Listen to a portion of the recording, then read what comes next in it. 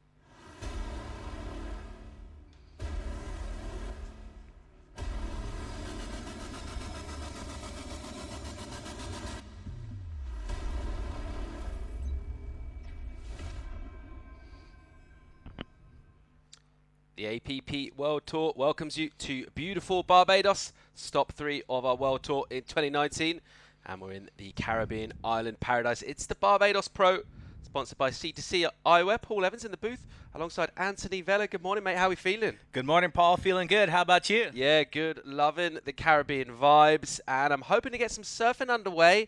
And you're the man. You're involved in these high-powered discussions here. What have we got in terms of a call for today? What are we doing? So we are officially on. This is day number 3 of our waiting period. Nice. And we had a 7 o'clock call. We were waiting for the tide to bottom out at 9:30.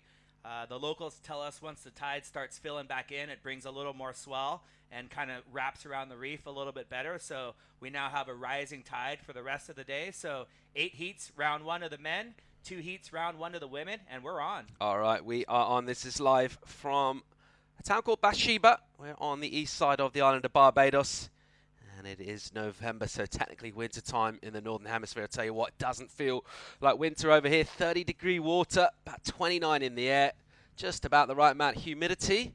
And we're going to go straight into heat number 1 of the round. We're going to see our heat world leader at the moment. It's Poanaki Raio taking on Bezino Otero of Brazil and Jason Cole of Barbados. So our world number 1 in action from the get-go. Yeah, Poinike has been a standout in all the free surfs. like he is at every event. He's one of those kids that's just in the water all day, every day. And you think, oh, he's going to get tired, but he never does. He'll finish his heat, go surf, come back for his heat, and those strong, powerful legs let him play a lot. And he's very young, too. So Poinaiki Rioja has got to be one of the favorites, I think. So we've had quite a bit of free surf action the last couple of days. Everyone getting a feel for this wave. Let's take a look at a little package of some of the highlights of what's been laid down, as everyone has been practicing on this wave, the iconic Soup Bowl in Bathsheba.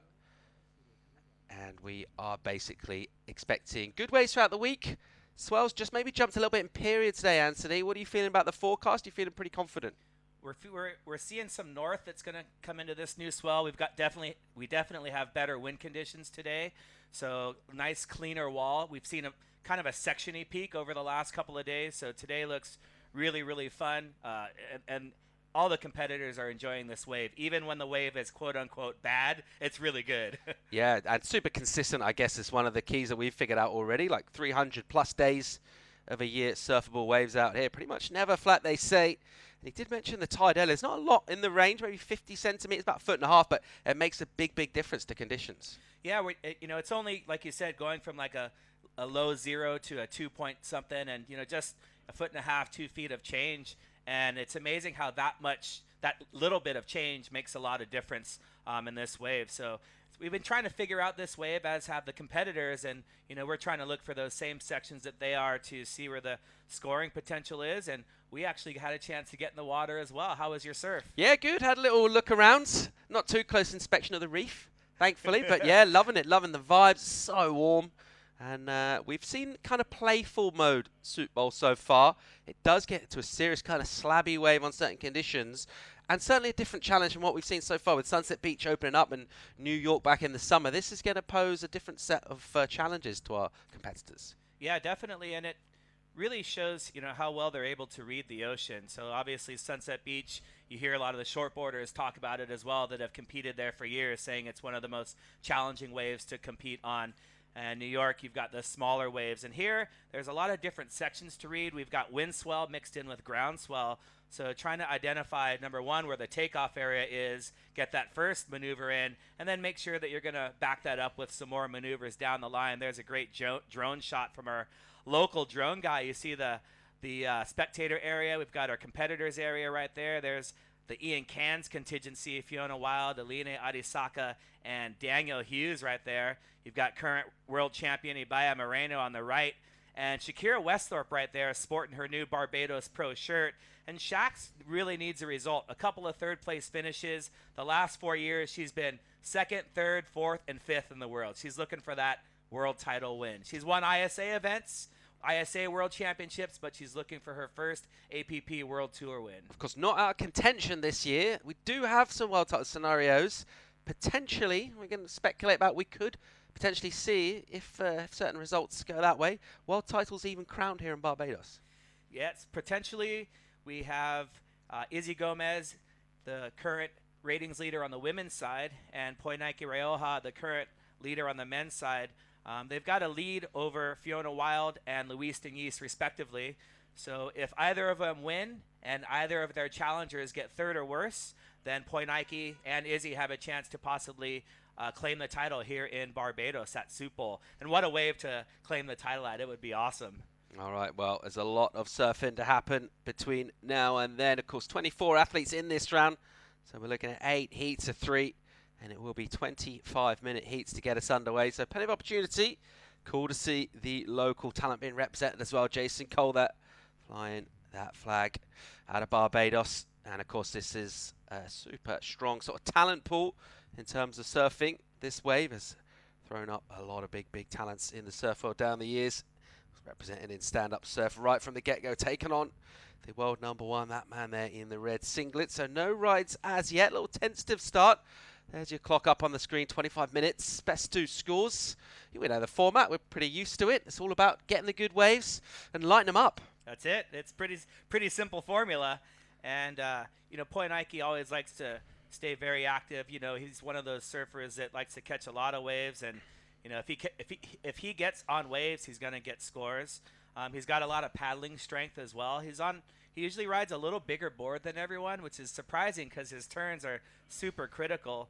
Benzinho Otero, he's coached the Brazilian team in surfing and jiu-jitsu and many different sports, heading to the Olympics to help out the Brazilian team. There's Benoit. And Jason Cole, the local, helps out with the event in a lot of different ways, and he's also getting to compete.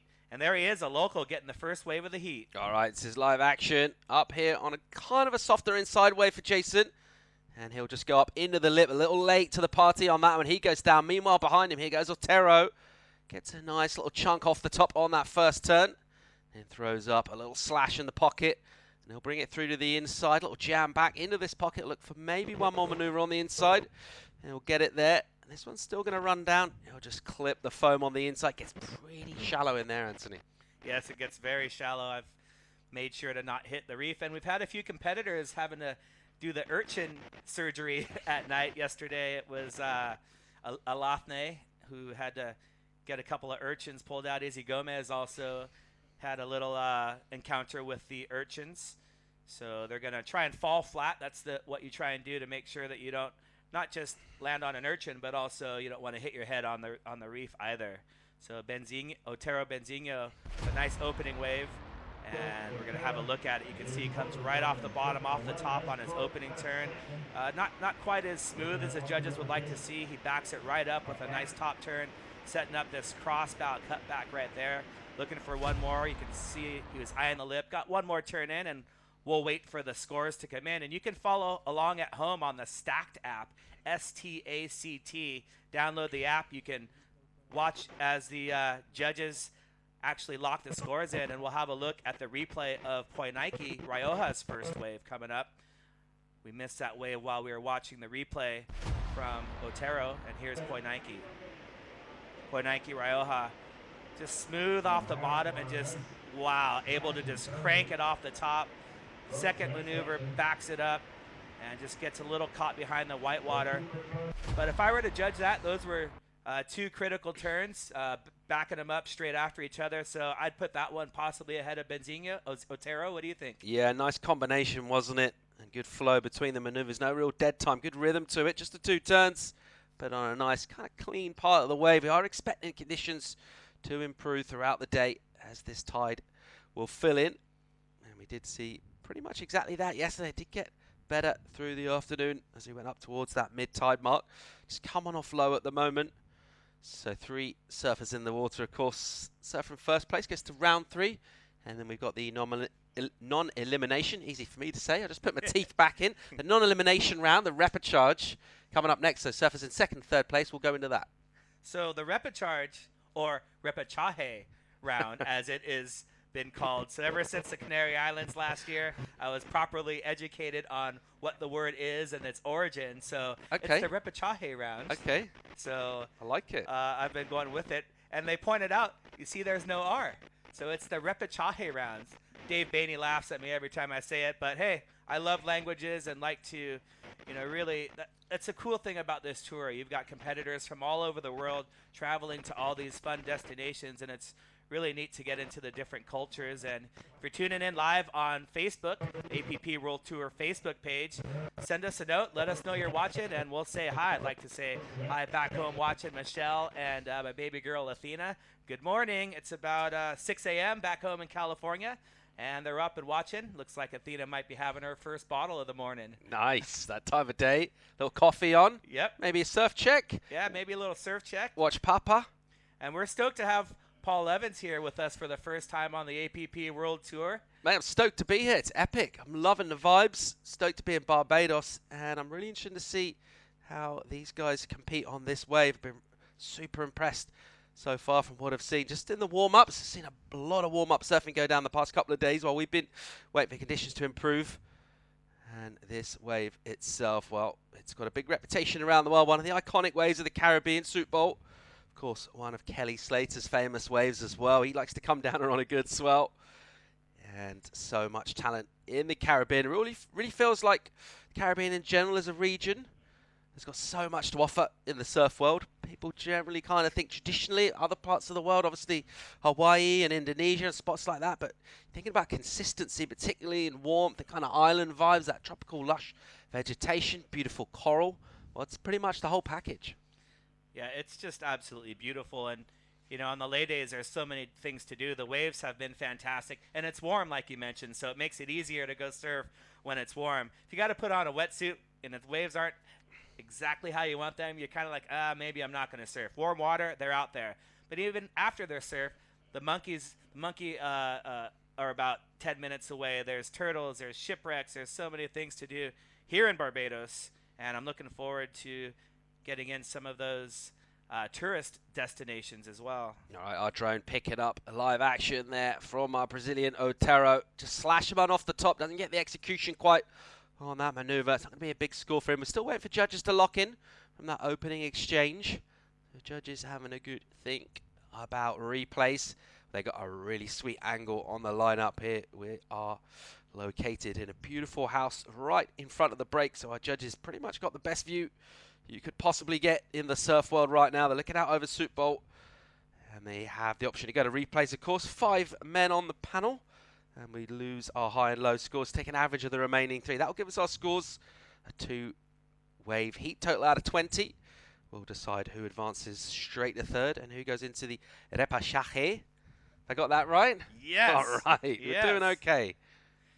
And we're starting off with priority here in these 3-man heats and women's heats as well. So we've got a priority judge who will also be looking for competitors standing up while they're paddling back out. So in stand-up paddle surfing, and we will get back to that as Poinaiki Rioja dropping in. Here we go, our world number 1. A great hit on the lip. Nice amplitude in that maneuver. He just kind of snaps himself back there. Just let this wave stand up on a softer section. But he got a bit of damage done out the back, didn't he? So a good opening turn from him. Doesn't really get to light it up again. A little tentative on the line there from Jason Cole, the local. He'll go down. Still got plenty of time to get himself back in the line. It's only a very short paddle out here. So probably that kind of high wave count approach is probably a pretty decent way to go. Don't really want to be super patient out here in these conditions.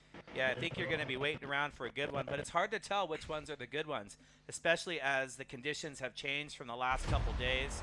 There isn't that end section. We'll see Poinaiki off the top, airdropping back down, able to maintain control. Just a little check turn there. Kind of waits for something else to happen, seeing if he's got another opportunity. Another little cutback, but like you mentioned, Paul, that damage was done on that first turn. So 3 critical maneuvers on 2 waves from Poinaiki Rioja. On our unofficial announcer scorecard, he'll be leading the heat. Jason Cole getting in the action, and Otero Benzinho also getting into some action. We had a fun surf last night. He was out there, and I was surfing with him, and just an awesome guy to travel with. He really helps these athletes in so many different ways, from nutrition to reading the break to, some of the out of the water things I think are important in sports when you get to that professional level. And here he is. All right, here goes Otero in white, the Brazilian. Nice little bash off the top. There's an opening maneuver from him. That wave just crumbled a little bit in front of him there. It just affected his maneuver selection. He gets a nice double up on the inside, and he'll blow a little tail. But again, just not quite getting the execution on that last maneuver. So knew he needed to put something on that wave and just push in nice and hard on the inside. But if you take the risks, well, sometimes they don't come off. Let's check out local talent from Jason Cole. Having a look here. Still trying to figure out this lineup. We've got basically a bit of a fresher groundswell mixed up with a little bit more local windswell. Here's a good wave from our current ratings leader, Poinaiki, the Tahitian. And he gets nice and vert on that second turn. See how fluid he is through his maneuvers, and a nice big figure 8. Good commitment on both rails there from him, as he'll just patiently wait for the inside. And a little redirect snap, and still ain't done yet. Gets another nice little vertical turn through the lip, and a really well surfed wave from the Tahitian. I know the judges are just opening up their scores, but in my mind, that possibly is up in the excellent range. I mean, I was thinking it as you say it, the patience that he has in his surfing, and that cutback, having the patience to stick with it, to send it up off the white water, pretty vertical for a cutback. and able to link those maneuvers together. That's what the judges want to see. They want to see the maneuvers. They want to see the combination and the linking of maneuvers together. And that was one of the bigger waves as we take a look at Otero Benzinho. And this is the one you're talking about. I think he mistimed that turn. He knew he did, so he really had to go for it on his last turn and trying to bust the fins out right there. Nice little credit card error, unable to ride out of it. Here is Poinaiki. Boom. Straight up and down. That's 12 o'clock right there. And right into this cutback. Nice and smooth. Able to get his board up and over the lip. And then he just patiently sits, waits, stamps on the tail to stall the board. And then ending with this little tail slide. And one more maneuver at the end. Bounces his way to one more turn. Poinaiki Rai'oha already on fire in the first heat of the event. All right, so getting off to a real good start so far. This is heat 1 of round 1 of our men's competition. We will have women's round 1 as well later on today. This is our drone angle, and it's live action of our local Jason Colt in the yellow. A little bit of a softer wave here for Jason. Just having a little look around. He knew that one never really stood up on the bowling hit. So just a couple of little redirects out the back. No major damage done scoreboard-wise. You mentioned earlier, talking about boards and equipment. Typically, obviously much shorter than I guess what people might be used to if they just go for a paddle, kind of cruising around. We're getting pretty short and getting pretty radical. What kind of equipment are we riding? What's kind of length and width that would we be expecting to see in a competition? Otero is riding, he broke one of his boards, so he's on his I don't want to call it a step up, but he's on a 7.4 by about 23.5. He also has a 6.7 with him, and he's a big guy, so when you start thinking about going under 7 foot, some of the girls, they're in the 6'8" to 7 foot range, maybe just over that, but most of the girls are right around 7 feet, and most of the guys are somewhere in the 7'2" to 7'5" range. And it's interesting because Poinaiki Rai'oha, I haven't seen it yet, but he's got this magic 8.80. That's what he won the Canary Islands, the Gran Canaria last year. And you just see him with this 8.0 board, but it's nice and thin, and he just prefers it. I haven't quite figured out why, because I don't speak French. But this is my goal in life, is to learn French just to talk to Poinaiki a little bit more. He's got his grandparents here with him. Grandpa's always traveling to the events, and grandmother's here with him as well. So just an awesome, nice young kid. And he also likes to ride quads, which some of the guys are, we have the thrusters, some are on quads. What about you? If you were surfing this wave, short board, long board, sup, what fins would you recommend fin setup for someone?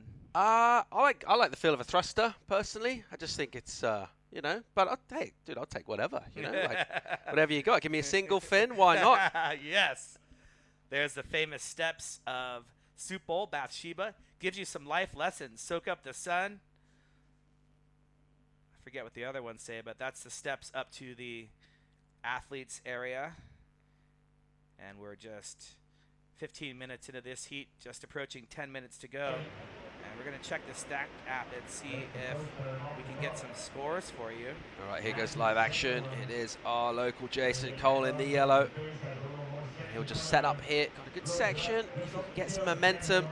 And he arrives a little bit late. Just saw him lose the front foot a little bit there. Just that section came at it quite quick. He didn't have that much board speed of his own. And as a result, doesn't get the execution on that maneuver. Little sets just kind of offering up here at Soup Bowl.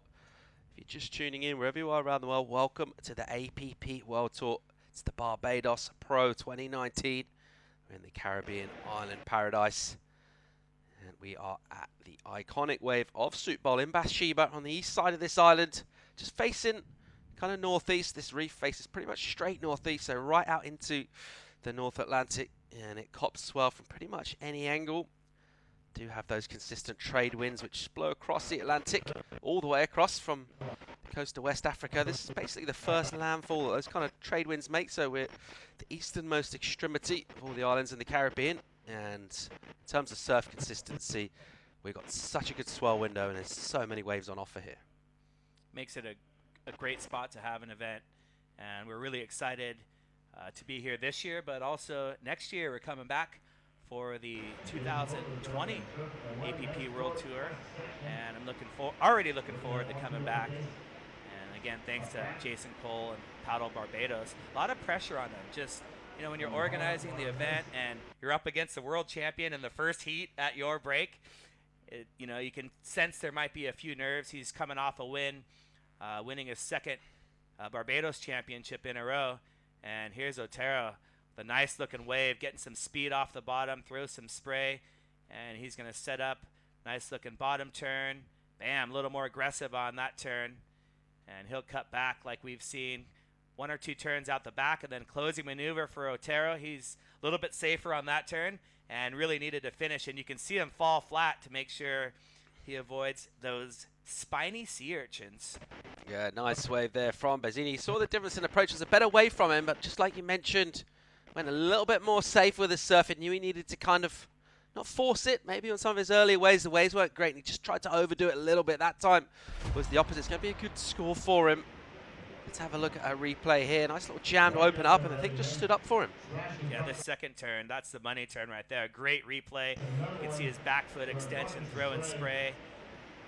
And then that cutback, we talked about Poinike's cutback, a little more aggressive. And then here, last time he threw the fins out, this time playing it a little safe.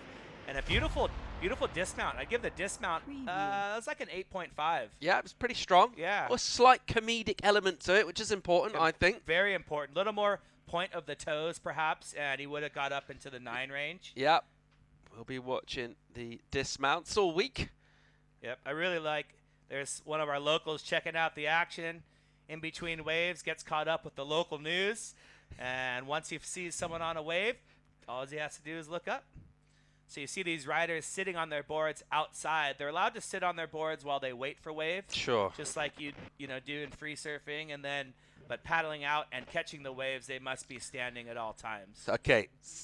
So the rule on paddling back out, and the reason for that, of course, if you're lying down, you presumably you're getting a chance to get a rest. It's a bit of an unfair advantage if you're lying down. 100%, you definitely get a rest. And like we talked about the board size, these boards are very difficult to stand on, especially when there's a lot of water moving around. And on the shallow reef, the water moves underneath you, all in different directions. So they must stand up, which makes it difficult, which plays into your board choice. You may not want to ride even though the waves are small, the conditions don't allow you to ride your smallest board because there's a lot of water moving. And that is the rule. You're allowed to lay down if you're in the impact zone just to get out there for safety. And let's watch our surfer in yellow. That is Jason Cole, the local. And he's able to get in his first turn. We see Poinike taking off out the back. Banging one off the top. We'll get the replay. We'll follow Jason's wave. And this is his best wave so far. And he's just linking this one all the way to the inside. Up and over. A little bit mistimed that last turn, but great wave from our surfer in yellow, Jason Cole. Seeing Benoit Carpentier of France getting ready in red in the next heat. This is a replay here. We're looking at our ratings leader, Poinike Raioa. How vert did he get on that turn? And he didn't make the second turn, but man, if I can do one of those turns in my life, I'd be stoked. I think that's in sort of 90s Australian surf speak, that would be called a nooner. That was nooner. a 12 o'clock, Yep. a nooner, mate. Yes. Getting super vertical there, the Tahitian. And nice little energy to the sets coming through now. Just feels like the last couple of sets we've had, just standing up a little bit more on the reef, a little bit more water. Not a big swing, as we mentioned, in terms of tide, but when it's shallow like this, pretty sharp and jagged, just kind of smoothing things out a little bit with a bit more water. We're expecting conditions to improve throughout the day, but so far highly contestable already. Just 5 to go in this one. So getting down towards the business end of this heat. And it has been advantage. Poinike Raioa so far has looked fairly dominant early on. Of course, still plenty of time. It is a short paddle back. It's not a big lineup out here. It's one of the things that kind of, you always have something in your mind and kind of visualize a wave, and then when you get there, physically look at it. Certainly when it's under 4 feet anyway, it's kind of a relatively small kind of playing field here. So a little bit of a tight arena, this sort of corner of the reef. Short paddle backs giving our surfers opportunity. As we see Marcio Grillo of Brazil getting ready for the next heat as well. He'll be taking on the Frenchman we saw previously, and Cauã Terra, another Brazilian.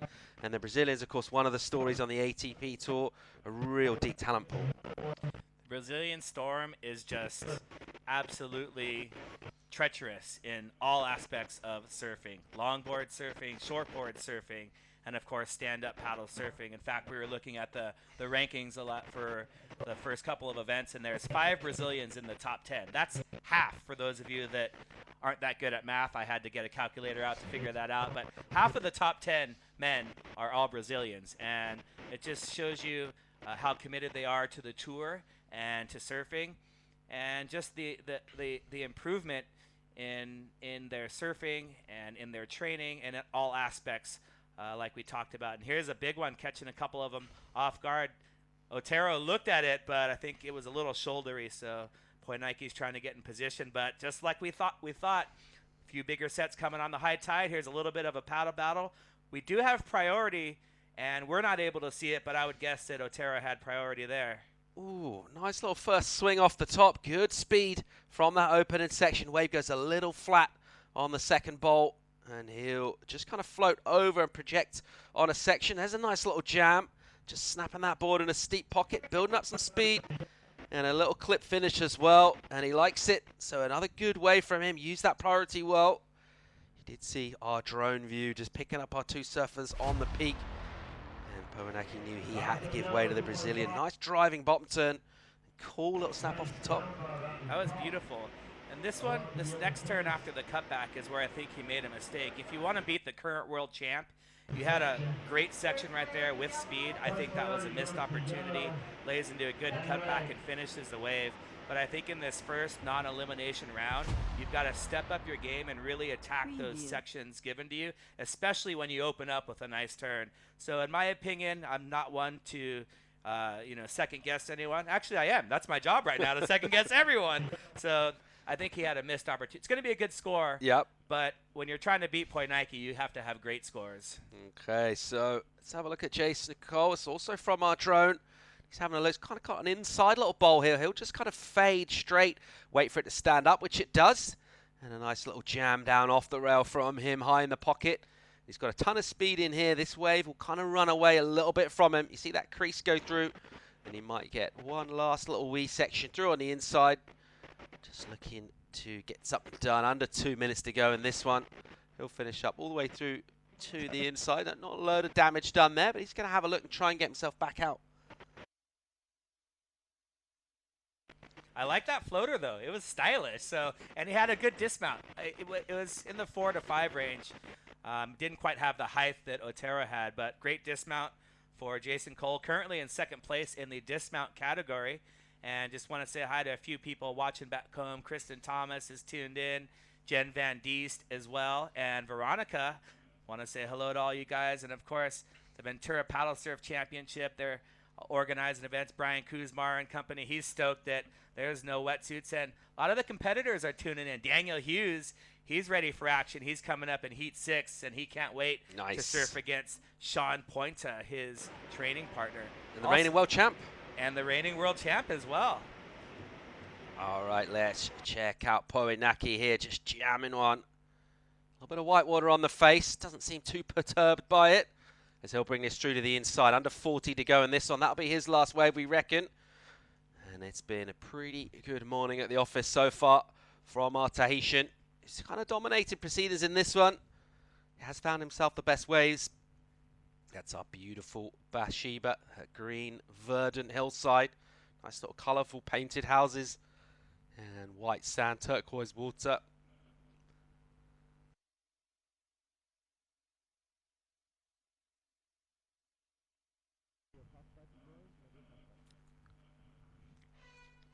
And on the buzzer, this one's going to count.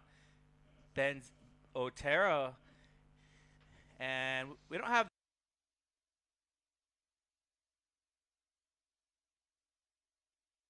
scorecard. I've got Poinike just ahead of Otero and Jason Cole in third. The judges are locking in their scores manually on paper, as well as, and here's a recap. There's Otero up off the top. That was his opening ride. Bucking Bronco tried to rock him off, but wasn't able to, and he backs it up with a nice turn. Great cut back. Here's Poinike, bam, slashing the fins, and straight up and over into turn number 2. And he was looking for more. Here's the local Jason Cole, able to get some scores in this heat versus 2 savvy competitors. And there is Poinike up and over once again. Love this paddle bottom turn, straight up, straight down, and right into this beautiful cutback, sending his board over the white water and patiently waiting for this last turn coming up. I love this patience right here. Bang, see there you see our drone in the shot. There's Otero one more time. Look at the speed off the bottom right here. And that's the money turn. That's, I think, the best turn for him in the heat. That one was crisp as well. This was his last wave. Didn't quite have enough shoulder. And that's our heat recap. Thanks to the boys running the heat recap. Well done, Sai. And there you see our lineup for Heat 2. All right, so it's Europe taking on South America. Benoit Carpentier taking on Marcio Griot and Kawan Terra, 2 Brazilians, part of that strong contingent, of course, on the APP tour. And we will fire straight into Heat 2 of this round. 24 surfers in it. We're not going to eliminate anyone today. We do have the non-elimination second round for surfers, finishing second and third, but so important to get a strong start, get that first place spot, be able to sit out in the next round and go straight into round 3. Meanwhile, this is live action, and we're checking out the Goofy Terra out of Brazil on an inside with some nice energy, just kind of loads up on the rail on a smaller, softer wave, but nevertheless giving a good little squirt on that backhand, so a different approach from him, surfing with his back to the wall of the wave. As we'll see Griot with a little quick in and out from him. And this is our Frenchman, Benoit Carpentier, who doesn't quite get that right on a turn he looked to kind of have done, but just gets the lip, just kind of got the better of him. Yeah, you're exactly right. It looked like he did the hard work in that turn and then was maybe thinking about his next turn coming up and forgot to finish that first turn. And nice to see a new face on tour, Kawan, a youngster from Brazil, just 17 years old. And speaking of youngsters, Lucian Ferlin, I believe that's Daniel Cesar Ferlin's mom. Daniel Ferlin won the under-16s over in the Canary Islands, wasn't able to make it here for this event, but his mom is still tuned in watching this other youngster competing on his first ever event of the APP World Tour. And Bruno's cheering for Benoit. So we've got Brazil versus France, and here's the youngster opening up, the goofy footer, having a look with his quick blade paddle. Nice looking paddle right there. And he's on a smaller wave, just trying to open up his account. And you can see here's Marcio Griot. He loves tube rides. If you check out his Instagram, his home break is filled with tubes. So if this wave should get a little bit of a bigger swell and there are tube rides on offer, Marcio Griot is, I believe, one of the standouts tube riding. And here he is on his second wave. Nice looking wave standing up for him for turn 2, and bang, slams it right into the white water. And a little cutback right there. And you'll see these surfers. There's a definitive outside section and then a little bit of a meteor section where there's a little bit of a rip current. If you can get over that and into this shallow section, you're able to close out your wave. And there's Marcio Griot just diving off right there. That dismount wasn't good enough to get into our dismount judging criteria. He needs a little bit more enthusiasm. But right now, we're going to go down with the one and only Evelyn O'Doherty, who has the winner of heat number 1, Poinike Rioja. Evelyn? And we're here with the winner of round 1 men's first heat, Poinike Rioja. Poinike, how did you feel about the surf conditions out there today? The condition was very good and some good waves. Po, this is your first time here in Barbados. Is there something especially that you've come to appreciate? What do you like about Barbados? I like the waves, the people, and all the places are beautiful. Beautiful. Yeah, and I'm very happy to be here. Thank you so much, Poinike. Good luck today. Thank you.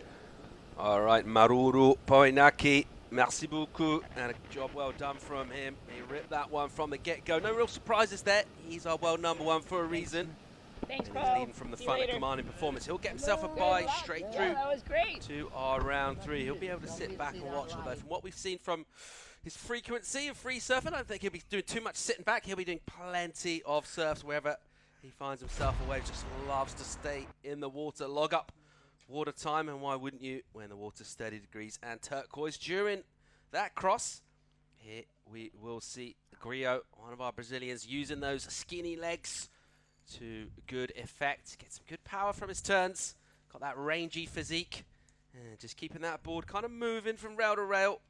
Nice speed down the line. Little clip off the top on the inside, a longer way from him.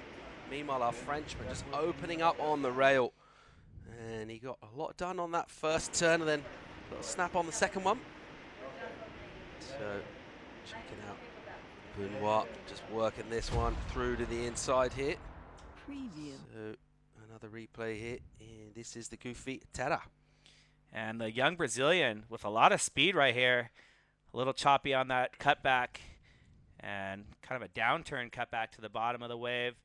And not much on offer after that first turn, but we've got a flurry of waves, so this is awesome. So, Antti, tell us, in terms of the backhand approach for the Goofies, give them an opportunity to go a little bit more vert, maybe on a smaller wave. That would be maybe an advantage even with stand-up surfing.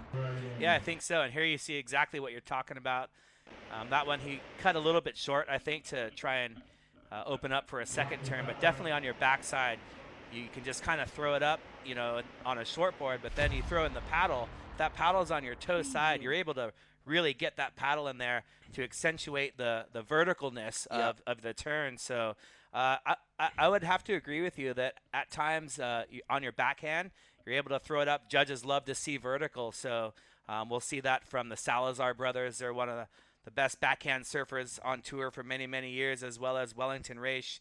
Benoit's looking for a heat update.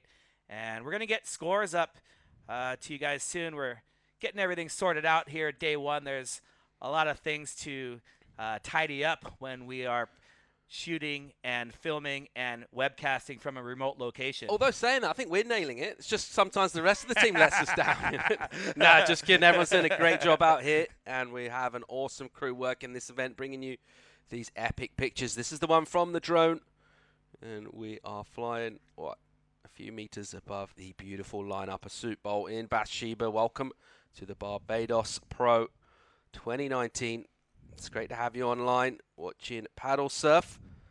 And we are in our third stop, of course, of the year. We're going to wrap things up in Gran Canaria in December. Potential to crown world champion here. Could possibly happen, but we're a long way away from that yet. As we'll see our Frenchman in live action. There's a little sniff at that one.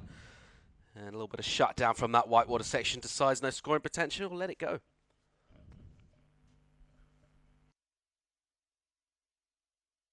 Heats in the first round and throughout the event. We've got plenty of time. So we're giving these surfers enough time to get their best two waves. They'll be scored on their highest two waves in this first round. First place, we'll head directly into round 3. Second place going into the repechaje rounds. We have priority situation, and looks like White had priority. Marcelo Grillo opening up with a nice on-rail turn and just getting caught a little bit behind that wave. And you can see that one's a little bit wonky. And he's going to try and bounce his way into the double up. And boom, there it is. Style maybe not suited best for this wave. Bang! And I think, like I said, if we get some barrel conditions, Benoit Carpentier, nice little fade off the bottom. Beautiful looking opening turn. And he's going to go right into it off the top with a lot of speed, trying to catch up to the wave. Benoit, and right behind him, bang, bang, bang. Just nonstop action here in this heat number 2. And we'll get you those rides later. But Benoit Carpentier with a beautiful looking wave. Yeah, nice flow from him as well. He has picked off the better wave so far. His wave selection's been on point, and this one, the Frenchman. Good speed from that takeoff section does afford our athletes the chance just to really unleash on that first maneuver. The judges will be rewarding risk taken out the back, as well as, of course, finishing off strong. In between, some good maneuvers done by the Frenchman. Right behind him, the instant reply from Tara the Goofy on the backhand, but that wave just running a bit smaller and a little bit shorter. Certainly feels it. Just in terms of the kind of waves, the Frenchman so far has had the advantage. Still plenty of time to go in this one. 15 on the clock, so we've lost 10 minutes so far. And we are pretty optimistic, as we like to be, but we reckon conditions will continue to improve throughout the late morning. What are we local time here? Around about 10:30, something like that? Yep, about 10:40. And with this drone shot, you can really see the lack of wind. like we've had the last couple of days. Later on, we'll bring you a package from our warm-up days, our lay days, and great waves, but a little bit of wind, or a lot of bit of wind. So today, the wind conditions far better than they have been. And here's a replay of Marcio Grillo. You can see him really throwing that one on rail, maybe a little bit too much, getting caught behind. But this wave a little wonky, not really much in that middle section, and he's trying to link it to the inside. A little cute little cutback turn right there, and he's going to bunny hop his way into a dismount. And here's Benoit. That turn was sick right there. Straight into that one. That is a great combo. And he's going to work his way in for this little cutback to set up one more closing turn. Benoit Carpentier from France. And the youngster. I wonder if that's part of the plan to just slip the paddle to go one-handed paddle turns. Maybe it's a new technique we haven't seen. Yeah, nice. Just looked like Benoit's board looking a little thicker there. Maybe the color as well. Sometimes that does change things, that blue board. It looks like maybe he's riding a little volume. Whatever he's got going, it's working for him so far because he's looking real good value. You mentioned that combo of turns. Jamming on the rail and then straight into the lip. The judges are going to appreciate that. And want to say hello. My parents are watching. Hi, Dad. Hi, Kelly. That's pretty cool. My parents, they don't surf, but they like tuning in. So it's about 6:45 back home. Here's drone shot, live action. Benoit Carpentier. Nice smooth cut back into that one. This wave's a little bit fatter, so not giving him that vertical section, and he pops right out of it. Doesn't want to go all the way to the inside. And a couple of our fans watching on Facebook are looking for the scores. And let me tell you, we're looking for them as well. And we'll get those to you and on screen as soon as we can. We're just working through some connection issues with those scores. And there is Leco Salazar, former world champion 2012. He'll be coming up in the next heat. And you will see some great backhand surfing. Marcio just looks a little bit choppy. His board not quite engaging how I think he'd want. And surfing really good. Nice little float section there. And a nice complete cutback into the whitewater.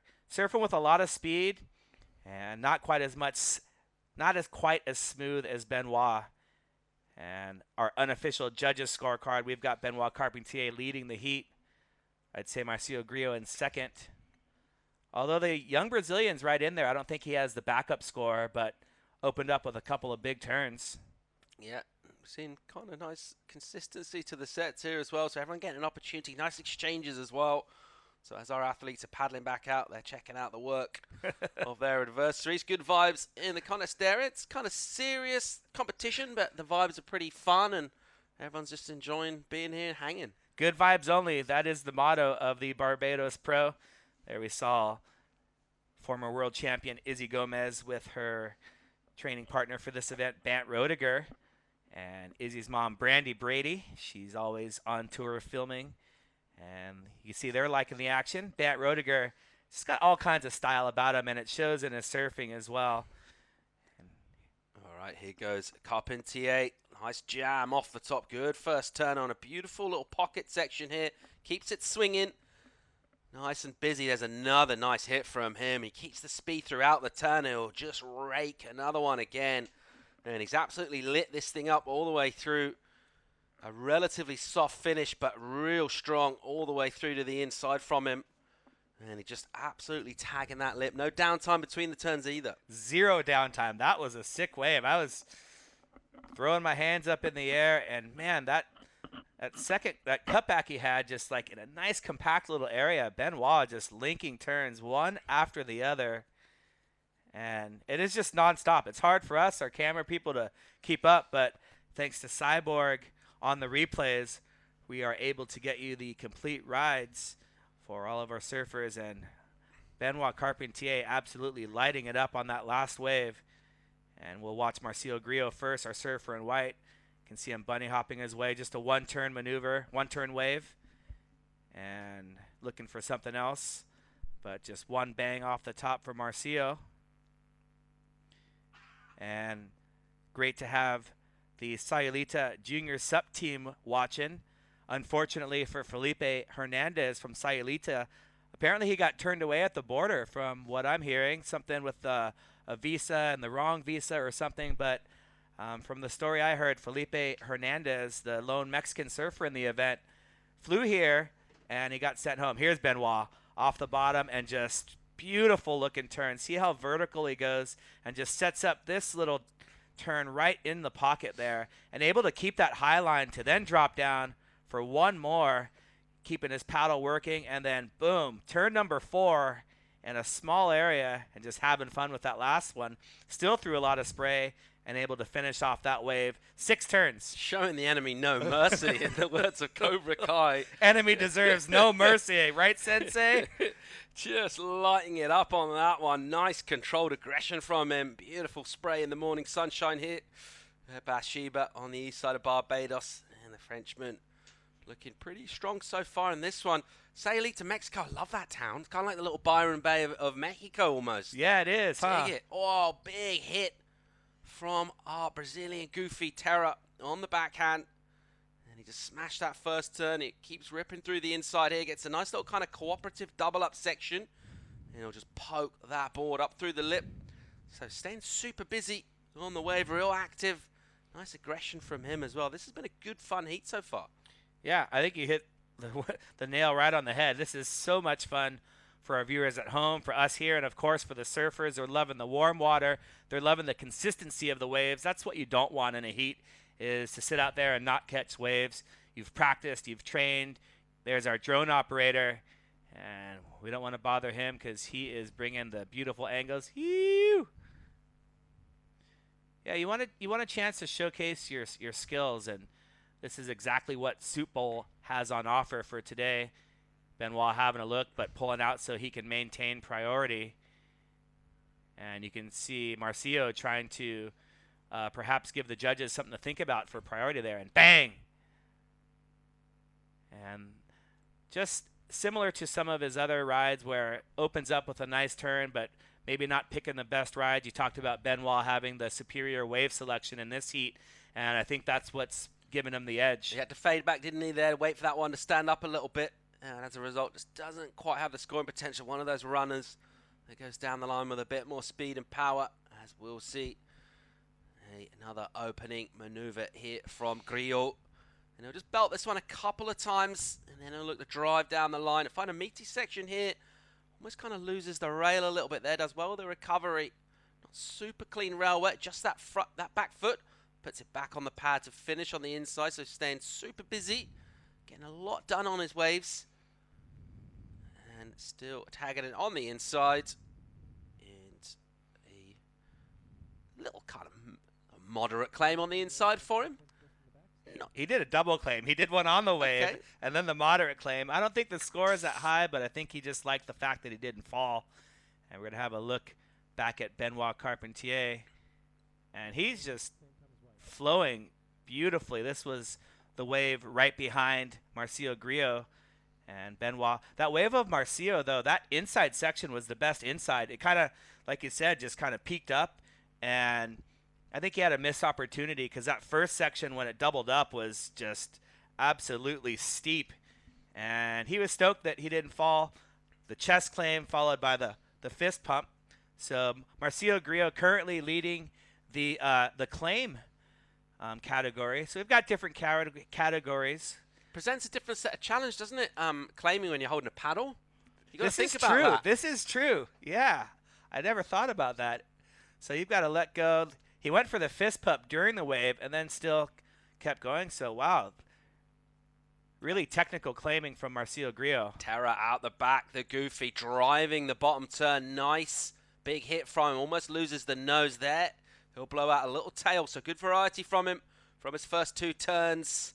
Doesn't get an inside of that wave. Goes soft. Did some damage out the back. I like the aggression from him. You can see he's pushing real hard in everything he does. He's not quite had the waves.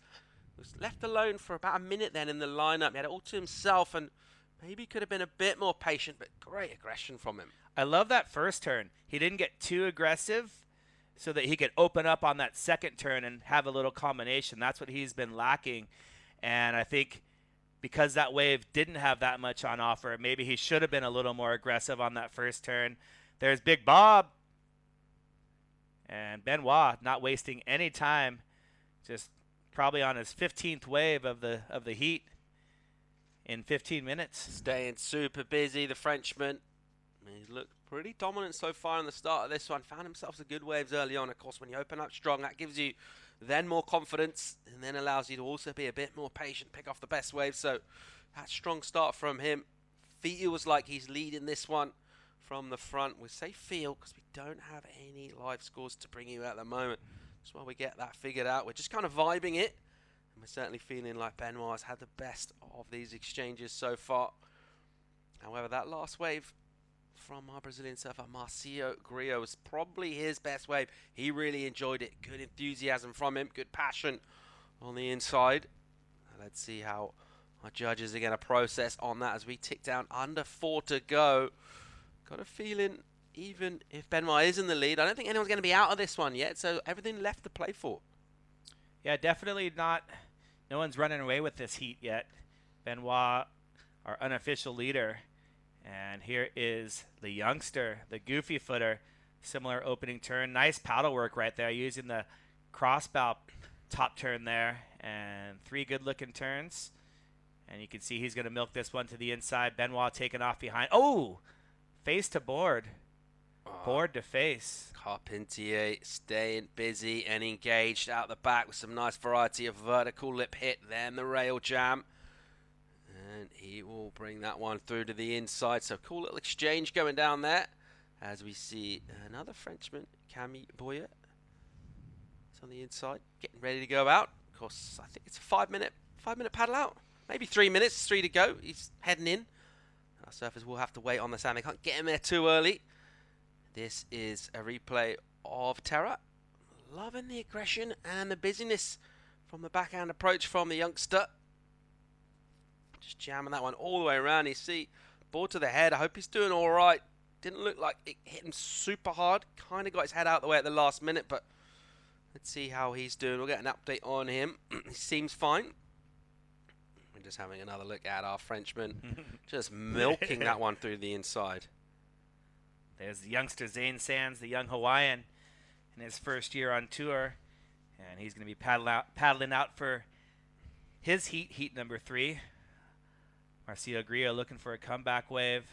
And just a little jittery, falls off there. And a couple more shout-outs and hellos to our fans watching on Facebook. Cindy, Mama C. Hey, Mama C, what's going on? What's up, Jared? And Siri Schubert. Siri, one of our race competitors on the APP World Tour. Also, Nate. Don Nate is in the house watching. So I want to say hi to Nate. And we've got a lot of Brazilian fans, of course, watching, cheering on their Brazilians. And want to say hi to Barry Bainey, team mom for Infinity. That she'll be looking for Izzy Gomez, Infinity team rider. And Dave Bainey, one of our co-commentators, not able to make it because his boss, Nate, Don Nate's been, man, he's been taking him around, traveling, doing some promo stuff for the company. So Dave, unable to get away from his family, but I'm sorry, Dave. I'm enjoying my time with Paul. Yeah. And you moved on quick, didn't you? I noticed that. You moved on real quick. I did. But we're having a lot of fun. So we'll look forward to having you back at the Canary Islands, Dave. But maybe we bring Paul with us as well. It's a new sheriff in town, possibly. New sheriff in town. No, just kidding. Of course, I'm stoked to be here. Got the call up late. And I'm loving my time in Barbados, checking out the early action of round 1. Just a couple of minutes on the clock left to go in this one. There's Dave just keeping things real. Found himself a bit of shade. Pretty important to do to get towards midday down here. Pretty warm in that Caribbean sunshine. 30 to go in this one. Maybe a little bit more wind, just starting to ruffle up a little bit out of the east, but still relatively clean out there. Certainly the lightest winds we've seen all week so far.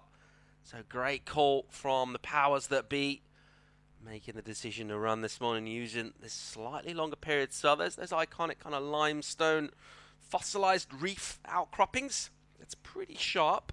You want to tread relatively carefully when you find yourself a vantage point to sit on those rocks, as we'll see live action here.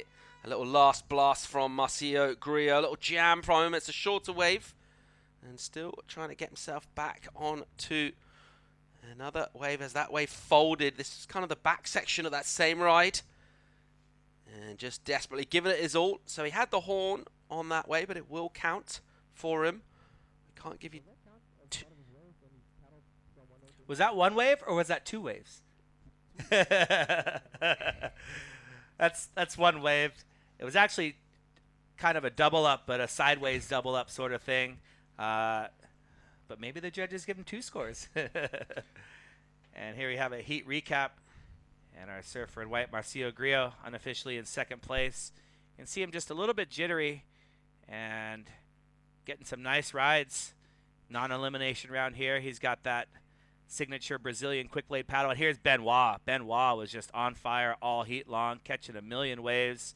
And this was his 6-turn wave, just one right after another. Not wasting any time in between maneuvers. I'm stealing all Paul's lines. And here's Marcio Grillo. And you can see just bogging on some of his turns. Not quite as smooth as Benoit. Maybe he's got a new board. Can't tell. You can see even on that turn he had plenty of time to set it up. And the youngster showing some great form. This was his best combo of the heat right there. Back-to-back backside turns. And Marcio Grillo once again. Great looking turn there on a smaller wave. And this is the 2-for-1 combo special. And using his paddle, that's the part of stand-up paddling. And he's able to finish there. And he's currently in the lead for the best claim of the event. The chest claim to pseudo fist pump. Well, that'll wrap things up for our second heat. Brand new one out in the water. And more cosmopolitan feel to it. Leiko Salazar, former world champ, taking on Camille Boyet of France. Zane Sainz from Hawaii. That'll make up our competitors, of course. First place advances to round 3. Second and third will have to roll up their sleeves and get dirty in the repechaje round. So that won't be today. We are women on standby for the first round of the women as well. Well, we'll just keep you updated as things unfold with decisions.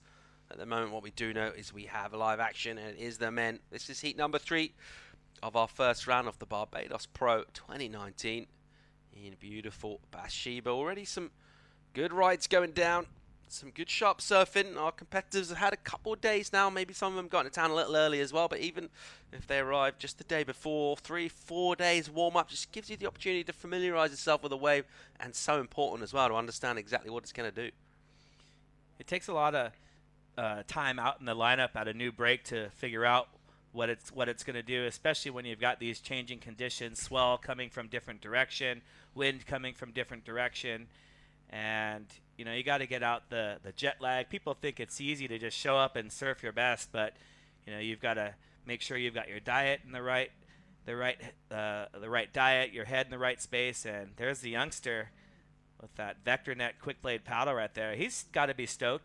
First heat on the APP World Tour. He ripped it as well. I was really impressed with him. He's probably thinking if he had Benoit's waves, it would have been real close for first place. So good surfing from him. Mate, what have been some of the culinary highlights for you so far? You macaroni pie kind of a guy, or what are you thinking?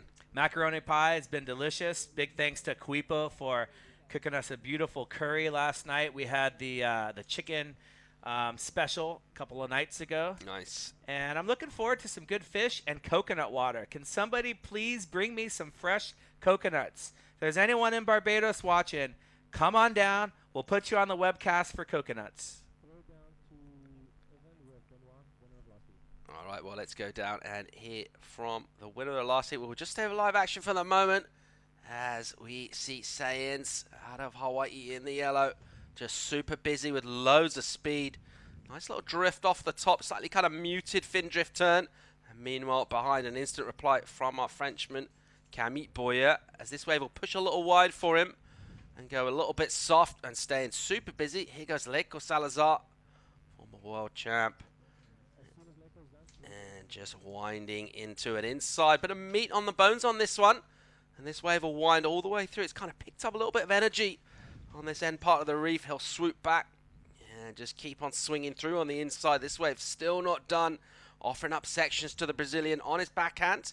He'll finish right down on the end of the reef. And let's go down and hear from a happy Frenchman, Benoit Carpentier. He's standing by for an interview. The winner of round 2, Benoit Carpentier. Benoit, you looked fiery out there today. Can you tell us a little bit about this heat? Yeah, I was like really stressed at the beginning of the heat. My legs were kind of shaking. You know, it's always hard to just open into a competition first round. So kind of stressed at the beginning, and then I got like a couple of good waves, like a 5, then after like a 7. So put me into a good rhythm with the waves. So yeah, super stoked to make that one. Good job out there. Good luck today, Benoit. All right, thanks. Back to you at the booth. All right, félicitations, Benoit. Bien joué. Bien joué. Good surf. Well played. It's not a proper expression. I'm sort of translating an English expression into French right there, but it doesn't even work. That's just what I do. So, more live action here, and a nice jam off the top. Sorry, these are replay from earlier in the heat, and a good wave hit from our Frenchman in white, Camille Boyer. Yep, and Zane Sands opening up his scoring, his account as well. Leco Salazar trying to get into the action on a frothy one, and he probably saw the other two guys take off, and he wanted to get into the action and maybe get in the longest wave. And we'll try and get you some information on scores when we can. Leco Salazar taking this one all the way to the inside. And we're only in heat number 3, and I'm having a hard time keeping up, Paul. Yeah. There's just nonstop wave after wave after wave after wave after wave. We could expect to see the consistency ramp up as well throughout the kind of midday period as this tide gets optimal towards that mid-tide stage. A little bit more water on the reef. As we see the beautiful contest setup we got here, we've been super lucky to come into a great setup here at Bathsheba. We're just above the water's edge here. It's not a wide beach, so it gives great viewing conditions for our competitors. Just checking things out from above, getting all psyched, looking for scoring sections. Maybe even listen to the broadcast on the headphones, as well as a bit of amp-up music. Of course. Got the broadcast in one ear, music in the other ear. I was talking to Big Rob earlier, the guy we saw on our shot, and he was saying he's getting into a bit of Megadeth, and he likes Def Leppard. He's coming more the metal vibe, which I wasn't expecting, but interesting to hear the diversity in the music choice. Would not in have the islands. expected that No. at all. But, just goes to show you that variety is the spice of life, right? So great to see our basically our head maintenance / keeping everything security.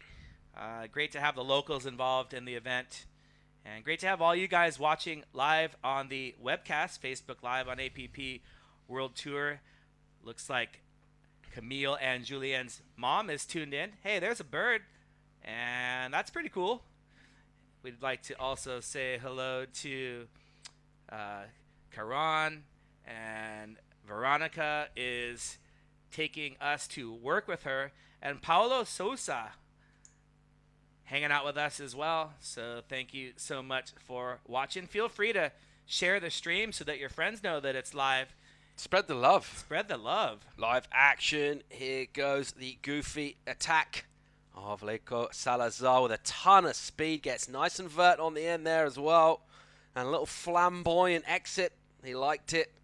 He just dug that railing to get under the white water. He goes a paddle from our Hawaiian Saints. And he's up on a kind of little bit of wonk early on for him. Just jam a first turn. He gets a little bit caught high on that one. The wave will just kind of go soft away from him, underneath him. So not a lot of damage done points-wise on that one. Here's a replay of last wave from red. Leco Salazar. You can see him trying to maintain that high line. And worth the wait right there with that turn. And I missed the dismount. Yeah, it just kind of jammed that rail to get under the white water. Just like a nice little bit of exuberance from him. Okay. Yeah, different kind of thing. Yep. But I think he was fired up from that last turn. Interesting on that cross from the interview we had with Benoit, saying that he was feeling stressed and kind of nervous at the beginning. He didn't look it from here. So amazing to see how kind of controlled and cruisy they look from here. But, we talk about that kind of between the ears, how important that is, and putting the heat together. He said he was feeling the stress. Well, he put on a real good show, and he is through into that round 3. Loads of beaches in Barbados and a chance to go swim. Check out a few holes in the reef, and check out the beautiful marine wildlife we got down here. All the corals, beautiful fish. Of course, turtles out where we were surfing yesterday. You saw turtles? Yep. Oh, I didn't see any. Should have been surfing with you. But you were pretty much surfing in the dark, man. You were the last one in, weren't you? I was trying to go in a long You've been time. eating your carrots, I can tell, because I was like, I hope he knows what he's doing here. You came in, it's pretty much pitch dark. I told Otero, I'm like, hey, I'm catching this. I got a good one that I should have went in on, but I fell. And then I told Otero, hey, see you later. I'm getting out of here before the sharks come. Next thing you know, they all got out, and I was left. And I'm embarrassed to say that I had to paddle it. I couldn't even catch one in. And I'm like, I need to get out of here. So kind of paddled my way in. But I'm here today to be able to be on the live webcast and didn't get eaten by a shark. All right. Are there sharks on this side? Nothing untoward. There's little reef sharks, but nothing dangerous. Just all part of the vibrant marine ecosystem we got down here. Yeah, they're important, and I'm just joking with you. I wasn't scared at all. So 17:20 to go in this one. It is Heat 3 of our first round. It's the Barbados Pro 2019. Welcome. Wherever you're tuning in from around the world, we're at the beautiful break of the Soup Bowl in Bathsheba. And it's very much kind of chilled vibes, pretty warm out there. We're in a nice little air-conditioned studio ourselves, but pretty warm on the beach. So nothing really happens too quickly around here, apart from, of course, some of the surfing. We've got some numbers to bring you as well now. So scores have locked in. You can see that is our situation on the board. Leko Salazar in the lead at the moment. A couple of threes from him. Best of things goes to Sayins, just narrowly ahead of Boyer in terms of individual waves. Of course, it's 2 scores out of 10, 2 best waves combined for a combined heat score out of 20. Plenty of time left to go in this one, just kind of feeling things out so far in terms of scoreboard. No one really doing any major damage. Little opportunity with a little lull down here, just to kind of take stock. Also, you can see on the left of that graphic there, you see P with a number that refers to the priority. So P1 is first priority. That's our Frenchman Camille Boyer, center of your shot there. So he will have first dibs on whatever comes through. And then, of course, he will go to the back of the queue. That's how the priority system works. So just cutting down on the hassling and affording everyone some equal opportunity. It's the scene down on the sands. Nice use of shade. A pretty good idea. And maybe fix yourself, or you mentioned coconut water or another kind of chilled beverage. You know, whatever you fancy. Coconut just run water with it. with a little bit of rum. And a huge thank you, because I just put it out there on the coconut wire, and who is going to come through? She said, I got you. None other than Laura Clayton. And here is Leko on a left. This right-hand point break has a left as well, and I think Leko was looking for a little bit more on that one, but Laura Clayton hooked Dave and I up in the Gran Canaria with these beautiful little sandwichy things, but she commented on our Facebook Live, Anthony, I got you. But when she says Anthony, she means Paul and like, Anthony. Can I get a bit of love? Coconut She means Paul. What Here's I the gotta left. do? All right, let's check out a replay here of the Brazilian. Nice use of the left-hander. You mentioned it, mainly known as a right this way, but when there's quite a bit of east in the swell as we got right now, still offers up on the lefts as well, and making use of it, the goofy. Yep. I was going left a lot last night, and there was this beautiful wave that came, and everyone's like, go! And I was going left. They thought I was going right. No one went on the right, and I told them I only know how to go left. And so sorry about that one, Otero. But now you know, Anthony only goes left. All right, so 14:20 to go in this one. Unchanged on the scoreboard at the moment. Salazar waiting for that last number to drop in for him. And he was leading prior to that. Let's see if he'll improve. And his last wave will go into his top 2. Here goes Sayins out of Hawaii. Kind of a softer opening section. Just kind of loses it. So he will go to last priority. Uh-oh, there's the Kappas. First time I've seen them. Everyone act normal. Richard Seed, Surf Talk Live's watching Michael Crosley from the UK, and he's stoked. Reed Brett's watching as well. So what's up, Reed? How are you? And I think I saw some more Californians joining in. It's 7 a.m., so everyone should be up. And Adam. Yellow where his foot slips coming up, unless Leko takes this. Live on 3. All right, live action. Here goes our Brazilian goofy. The backhand attack of Salazar.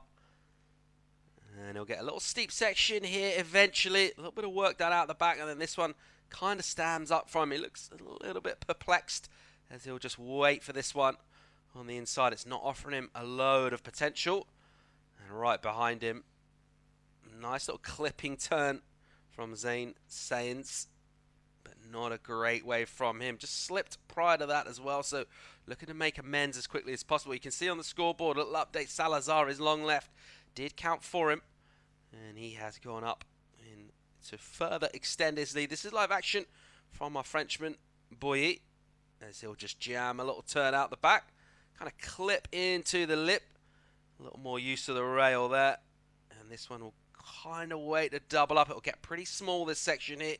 See that bend in the wave as it splits in two. Stick with it.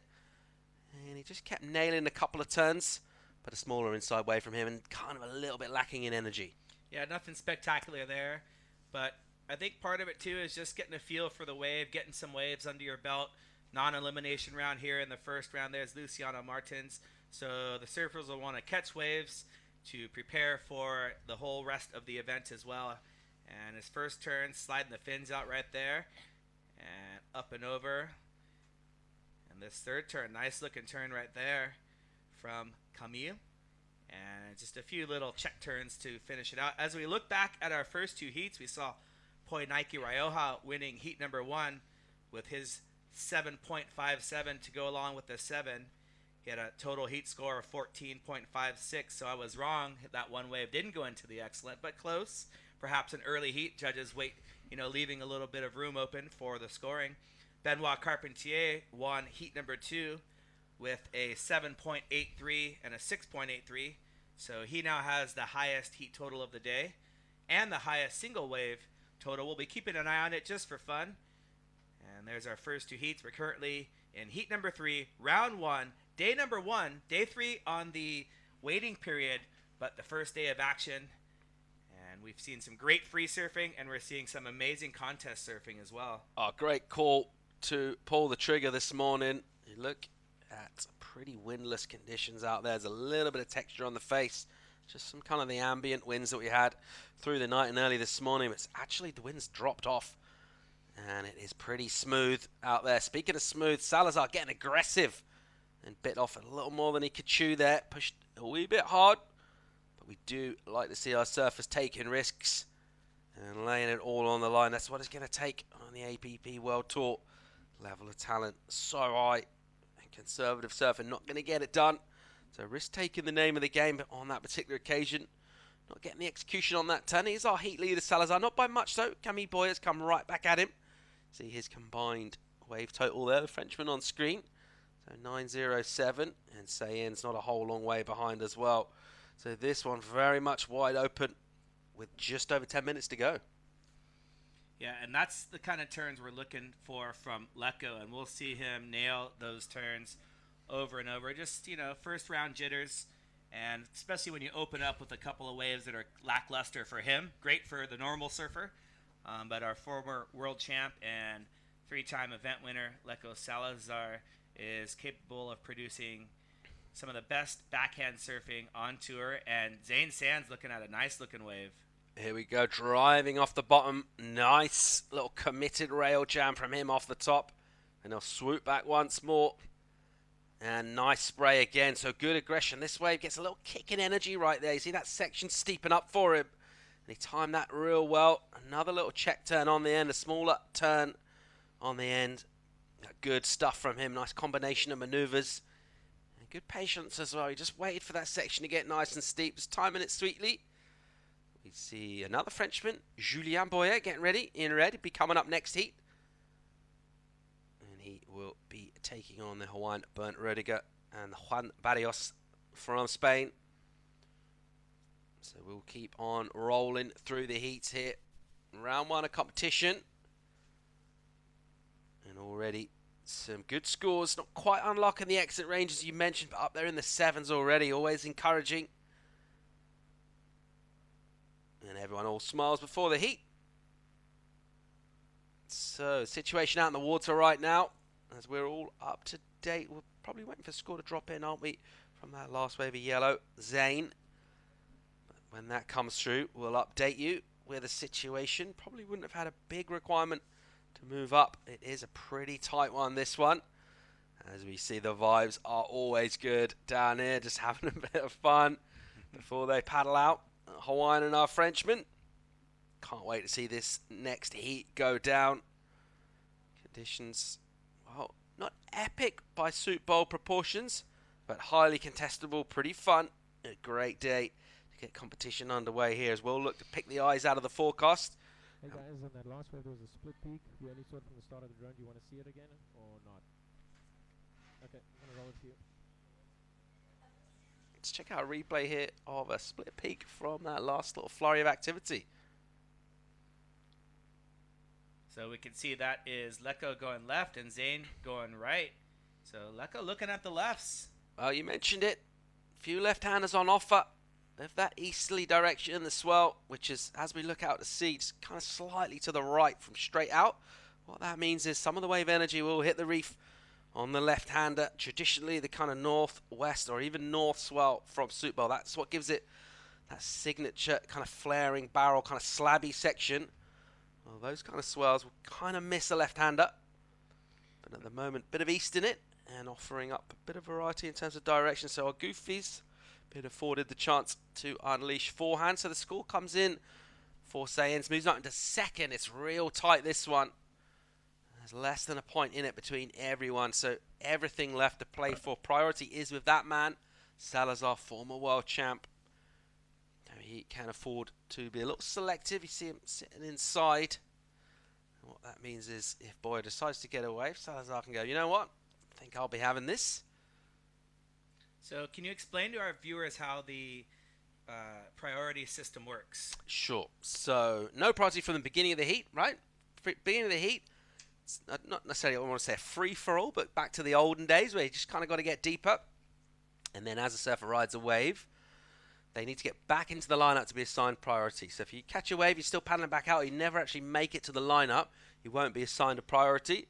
But essentially, it's the order in which you get back into the lineup to secure that priority. And what that does is it just avoids any kind of, well, that hassling that we used to get back in the days. Sometimes we used to have a priority buoy that you had to paddle around, but it's really something that's just allowed our athletes the chance to kind of like much less hassling and kind of paddling around, jockeying for position, and keep it all about the high quality wave action itself. The priority judge got kind of a bit of work cut out sometimes in terms of, you know, for example, we've seen surfers go right and left in this one. Who gets the lineup first? It's always an interesting call to make.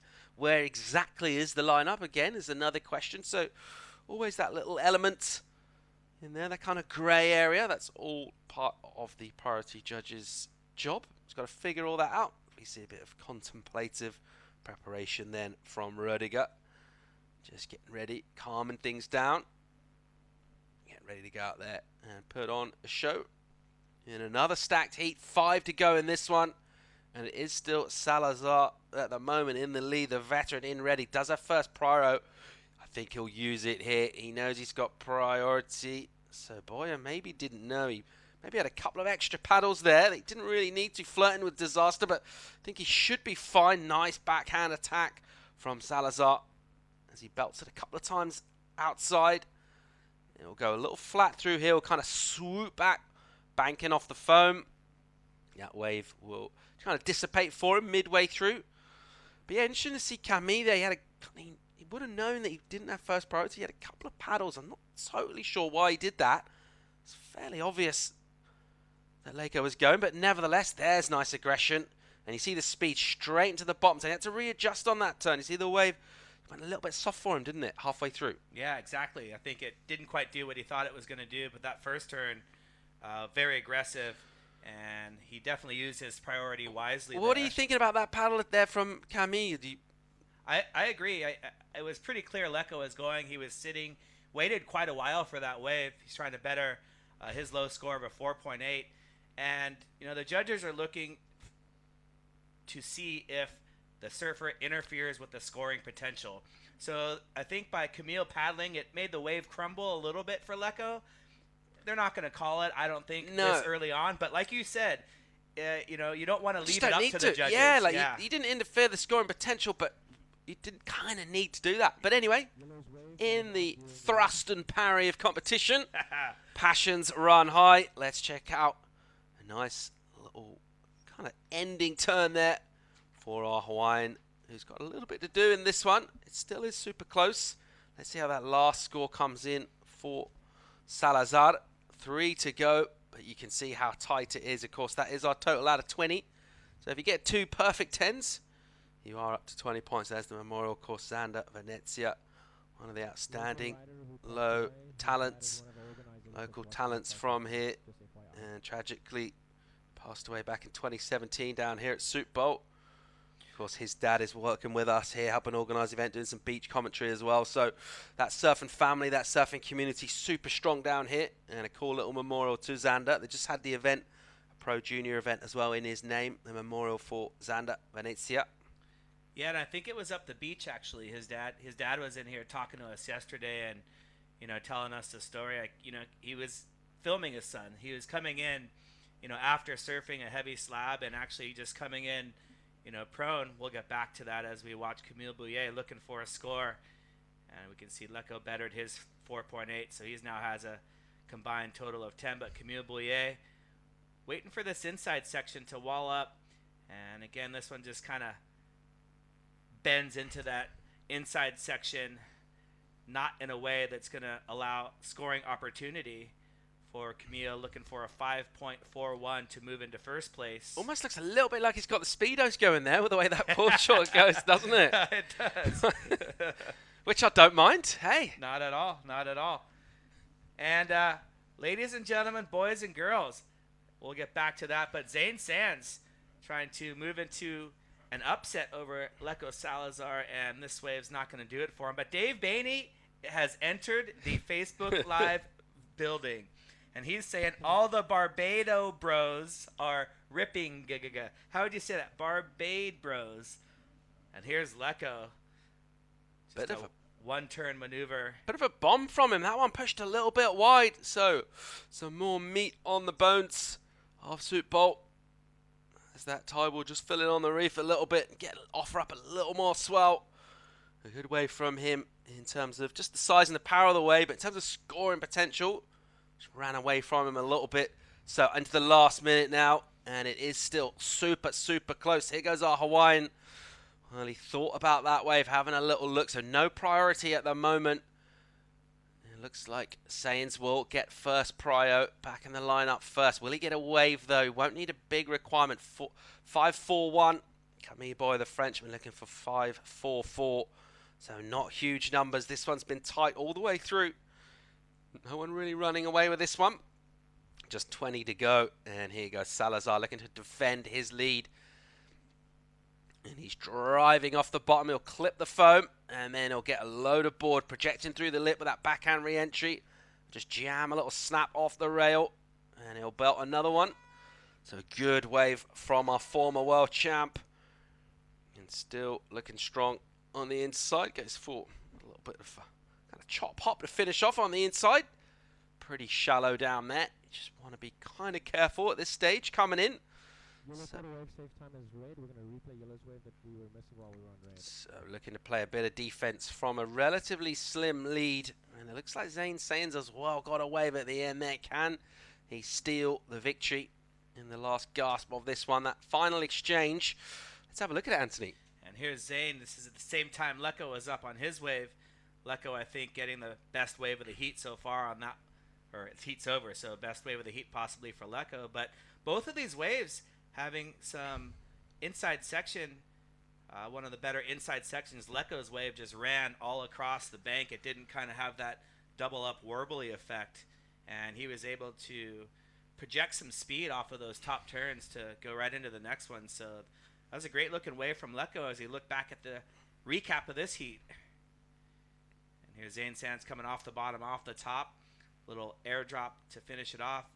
And here's Lecco setting up. This was his opening ride, that frothy one. You can see his feet just moving around, trying to find that position that's going to lock his board in. And there he's got a little bit of wall to work with, using the paddle to connect all the way in. And hitting off the water in the cutback Camille Bouillet. Nice little combination there. 1, 2, 3 pack for Camille. And this is the left.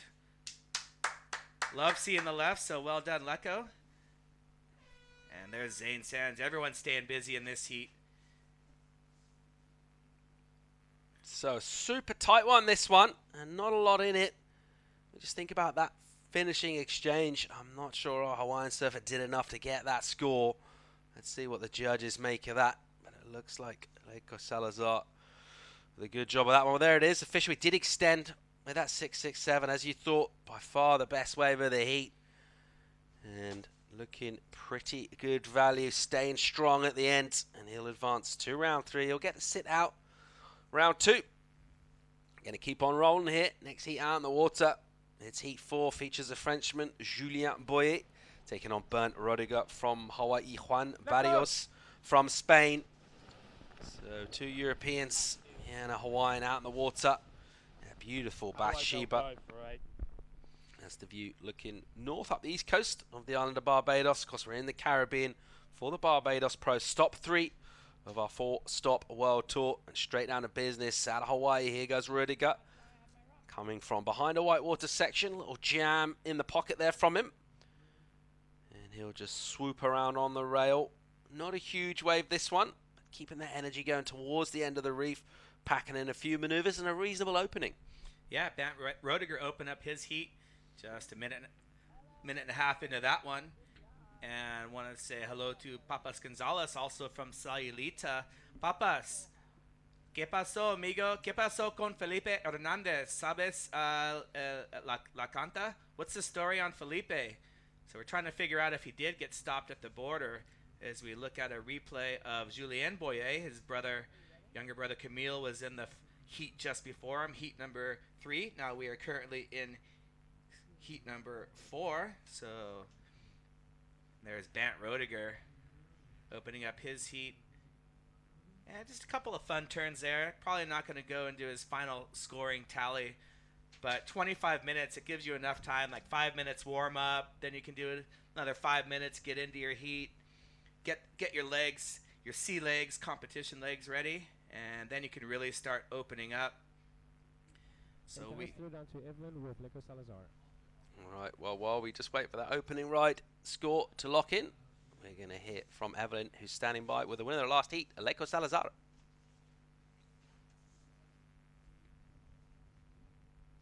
We're here with the winner of men's round 3 heat, Leiko Salazar from Brazil. Leiko, can you tell us a little bit about the conditions out there at Soup Bowl today? Too small, but it's fun. It's perfect waves, no wind today. I'm feeling pretty good. I'm so happy to advance the next round. Good luck, my brother, next hit. Thanks to my family, my sponsor in Brazil, everybody. Perfect. Good luck out there today, Leiko. Great to see you. Thank you. Back to you at the booth. All right, nice job, Leiko Salazar, nailing the score right in the end of that one. You're doing great. So sticking to the task and ripping for best score of the heat right just before the horn on the end of that one. Looking strong to advance. Looking forward to his brother coming up. Mateus coming up in heat 5. This is heat number 4 out in the water. 25-minute heats. One surfer goes through to round 3. The other 2 will have to duke it out in the repechage or repechaje. Oh, you're getting better and better. I'm loving it. Dave Bainey, repechaje rounds. So the repechaje is the round that you get relegated to if you don't get first place in your heat. And that's where we first start eliminating. So everyone gets 2 surfs. So no matter what happens, you come to Barbados, you get your free surfs. And both the men and women have a repechaje round. So everyone gets 2 surfs, which is pretty cool. And then if you lose in that round, you have to leave. There's a car waiting for you to take the airport. You're not allowed to hang. No, of course not. You can hang all week, just vibe it, go free surfing, do some of the sightseeing, check out many of the, I think there's 75 different beaches. That's a lot of beaches. Coastline. None of them private as well. One of the features of Barbados. It's all public. All of the coast. And so many cool places to check out. An absolutely beautiful island for any kind of water sports. Or just being lazy and cruising. Keep them busy. on this wave here is Julien Boyer, a Frenchman, just kind of swinging. It was a meteor wave, had a little bit of a buckle going through the middle of it. And doesn't really get a legit inside section to tee off on. He'll navigate back to the lineup as he'll go just over that wave. You did mention it earlier, Anthony, of course the equipment much smaller for wave riding. So in terms of paddling, you see a little bit of submersion, but spinning pretty quick on that equipment. And there's a nice jam for an opening turn. So not even getting to the lineup, picking this thing off from maybe not even quite halfway out the back. Only really the one major turn done there from Julien.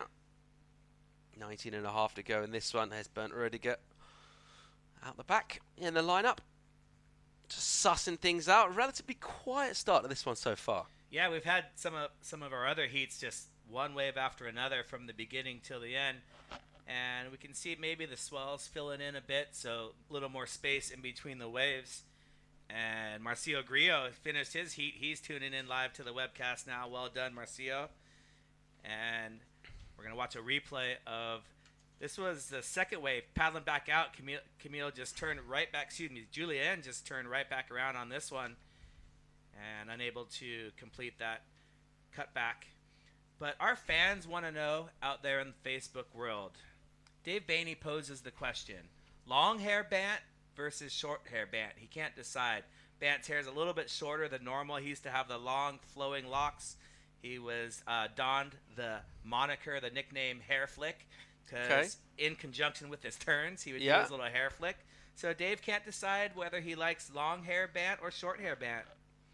And Dave, I'm not sure either, but let's see how his surfing does. And maybe he can possibly get his first event win on tour, second place down in Sunset Beach. So Bant, always a standout, and he surfs just as well goofy and regular. He's one of the guys from his windsurfing background that's able to show that in his surfing. So Bant Rödiger, goofy or regular? This is the question. Long hair or short hair, Bant? This is the other question. Just ticking lots of boxes. Staying versatile, like it. Yep. So we've got the air-conditioned room in here. I'm Anthony Vela here with Paul Evans. We're stoked to have him on the APP World Tour, the Barbados Pro. Stop number 3 of the 2019 APP World Tour. What do you think of our first few heats? Oh, man, loving the action so far. Super cool drone angles as well. And here's some nice, fresh rippery going down right here from our surfer in white. We were just talking about him and his wig. And looking real strong on this one. Just keeping that board moving. Nice redirects from him. The wave a little slopey. And you just see from that, what that means is we kind of draw out his bottom turns, kind of underneath that whitewater section, kind of attack it, and just keep that board kind of snaking and S-ing. Not super steep, so not really much lip in terms of his approach, but just kind of turning in the pocket. As we mentioned, a slightly quieter one, this one so far, so that ocean frequency in terms of the sets on offer, just kind of on the simmer a little bit so far in this one. We'll update you with scoreboards as and when they come through. First priority with our Frenchman, Julien Boyer. You see him there, just putting himself a little bit deeper up the peak down here. Let's have another look at the last wave from our Hawaiian. Yeah, that first turn was spicy, up and over the lip, and just trying to climb the foam there. And a stylish downturn right there. I love that downturn maneuver. And lays into that one, drops his wallet. You can see him just, even that pull out with his little hand gestures. There is one of our elder statesmen, Luciano Martins. And we're wishing him luck in his heat. He's got a stacked heat coming up.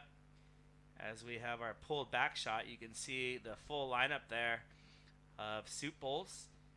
And this is our surfer in yellow, Juan de los Reyes Barrios from Spain.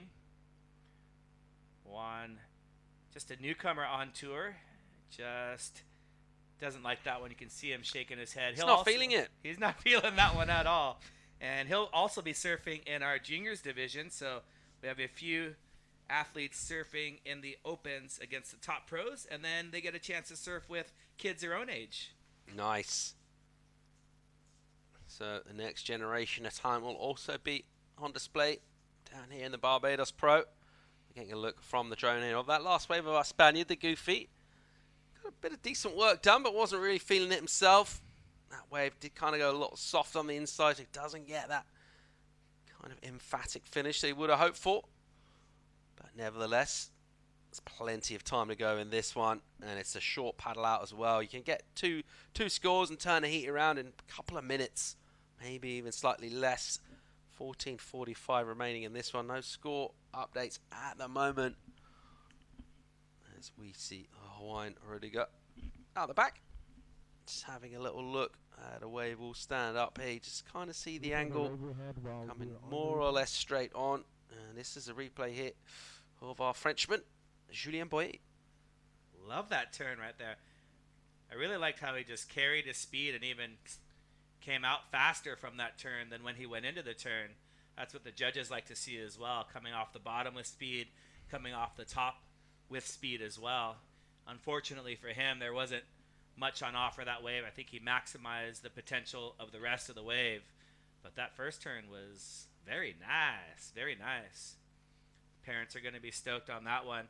And if you're tuning in on Facebook and you want to comment, I can't read Portuguese. So throw it into Google Translate and then throw it onto the webcast, onto the Facebook, and then we can give your shout out. Marie Bouillet is, I believe, the mother. Could be sister. Let us know, Marie. She says, "Allez, Julien." That means good luck. Go, Julien. Go, Julien. Yeah. Okay. So you live in France. Yeah. Is this correct? Yep. From England originally? Uh-huh. And why'd you move to France? Croissants. Oh, yeah, that's a great reason. That is a great reason. Now, good waves where I live down in the southwest in Cap Breton, beautiful part of the world. And, yeah, great surf town. As we see the Spaniard, Barbados. He's super busy and active on his board. Like that little low center of gravity he's got going. Some kind of strong legs on him too. And he will bring this one all the way through to a little soft inside. And again, mate, let's not take a turn into negative town. You're doing all right. Never underestimate the power of positive thinking. We don't want to go to negative town. I thought that was a good wave. Yeah. I mean, that was your best wave so far. He sets a high bar for himself, the young Spaniard. Look at the speed from takeoff. Yeah, that turn, I think he was just setting up, but this was the turn right there. That was the money turn. Bang. And I think he maybe is just more disappointed in what the wave had on offer, but surfing is such a mental sport. I think when you're ending your wave, you've really got to, your body reacts differently to negative and positive energy that you're flowing through your body. So if I was coaching him, those would be the notes, and I would absolutely rip into him for shaking his head, not on one, but on two waves. And that wave, I mean, that's going to be in the scoreline. All right, let's see how the judges translate. There is our panel up there scrutinizing everything that's going on out in the water. 5 of our judges led by our charismatic leader, David Knight, making the big decisions, a Frenchman out of the northwest up in Brittany. And he is keeping charge of our 5-man judging panel. We'll lose the high and the low, take the average of the 3 remaining scores. It gives us a score out of 10. Of course, top 2 scoring rides gives us a 2-wave heat tail out of 20. There it is, all laid out on your screen at the moment. It's our Hawaiian Rudiger. We've got a number still to drop in for Barbados, the Spaniard, down there in 3rd prior to that last wave coming in. If it's better than what he's got at the moment, he will narrow the requirement. If it's better than 5.48, he will move up into that first place position. But still plenty of time left to go in this heat. 11 on the clock. And of course, 3 men out in the water. It affords quite a lot of opportunity for waves in terms of wave count. Been reasonably consistent so far throughout the morning, but we talk about consistency as surf spots. It's one of the things the locals have been pretty keen to press on us as well. This wave is so consistent throughout the year. So many surfable days. They reckon it's never like flat ever out here, which is a pretty big call, but from what we've seen so far, I'm convinced. I'm convinced as well. It's Brian Beelman, Yep. our water photographer out of Hawaii, and one of the legendary names from still photography in surfing. Stoked to have Beelman out here bringing us the gold. Make sure you check the website, check out the Instagram, and enjoy all the content we're putting together out here across beautiful light, turquoise water, best paddle surfers in the world. All the ingredients coming together for some great shots. All the ingredients, and make sure athletes and other forms of media, if you're going to use any of the photos, it would be great courtesy to not only mention APP World Tour, but also tag them as well as Brian Bielman. We are bringing you guys and giving these photos for free to the athletes and their sponsors and things, but just as a courtesy, it's a great idea to thank and tag APP World Tour. And also, why wouldn't you want to tag Brian Bielman with his 70,000 followers? And really goes a long way. Make sure and thank our event sponsors, C2C Eyewear, Paddle Barbados, and the Barbados Tourism. And Marie Bouillet, it is their sister. So, Marie, can you type in and give us all the dirt on Camille and Julien? who is a smellier kid, or, we want some stories to be able to share. And we've got some fans for Juan de los Reyes tuning in from Spain. They're cheering for Juan, and right on cue, bang. Oh, Julien with a nice little head snap on the previous turn of that one. This wave cooperating for him. Got a good steep section here. He'll jam off that rail, a nice spray in the Bayesian sunshine. And so just working that one over. And that wave stood up pretty nicely for him. See some of the waves just kind of fade a little bit onto the reef and go soft. That one, good down the line energy. That means he can kind of keep on the gas. And that will give a little extra visual impetus to his turns as well. So he'll just get out of that tricky spot before. He will have to get back to his feet. Here's another look at Barrios attacking on the backhand. And trying to come from behind a section. Now he'll have to just be a little bit patient. And again, not super stoked on the wave itself. I think rather than himself, he didn't seem to do too much wrong in terms of mistakes, but maybe just disappointed he didn't get another section. So keeping very high standards for himself and his performance. But he's still not a big score away from getting himself into first place in this one. Time ticking away though, under 8 to go now. Under 8 minutes to go, and he's feeling the pressure now because he has, really put himself in, high standards. Like you mentioned, he was a finalist at the ISA World Championships in China. And, I think, when you have a good result, you expect good results all the time. But the great athletes, it's not how you're mentally how you deal with things that are going well, because that's easy. It's when things are not going well that you have to be mentally strong. And, don't let one mistake lead to another. And now he's fallen off his board. He's probably, not saying positive things right now. And it's affecting his scoreline. So, Juan, don't worry, bro. You've got the repechaje round as well. Unless you got 7 minutes, so you're not out of this one yet. And there's our coffee station. There's some food for the athletes. There's the youngsters. That is the Brazilian and Hawaiian, the two youngest competitors at this year's event. Got some good stuff on the grill down there. Some fish and burgers. I got the veggie burger yesterday. Real tasty. So all palates catered for.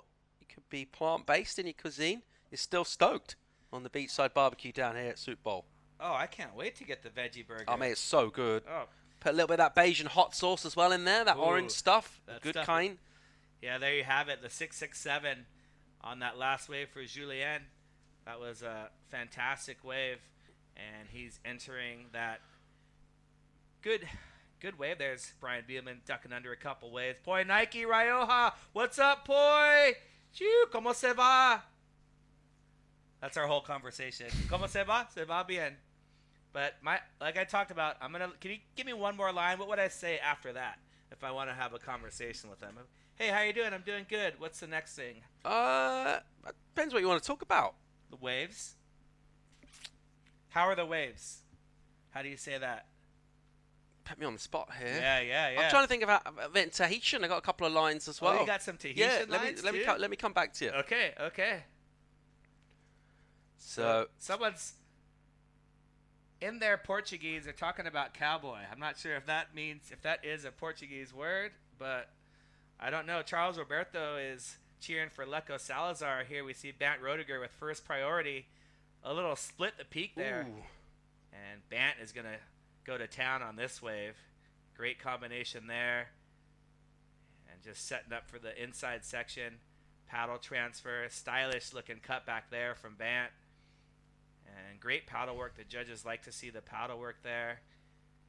And he's just going to casually step off this one. Nice and loose on the outside for him. I like the way he navigated those maneuvers.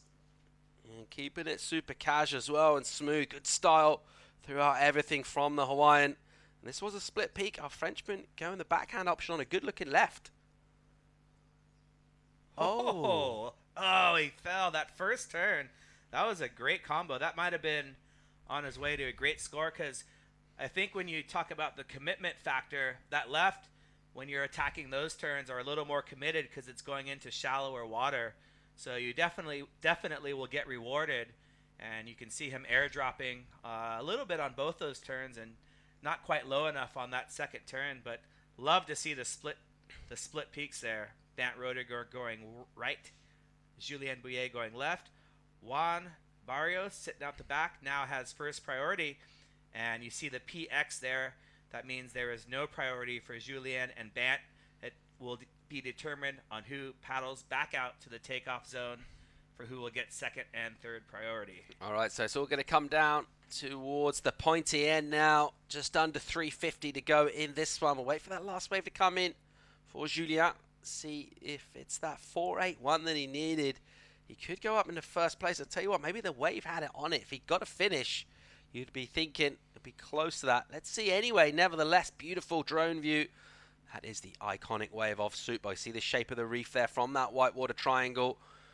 As you look up towards the green hillsides of the east side of Barbados. It's a nice, pretty wild coast down here. So we're getting some scores locked in. And it looks like...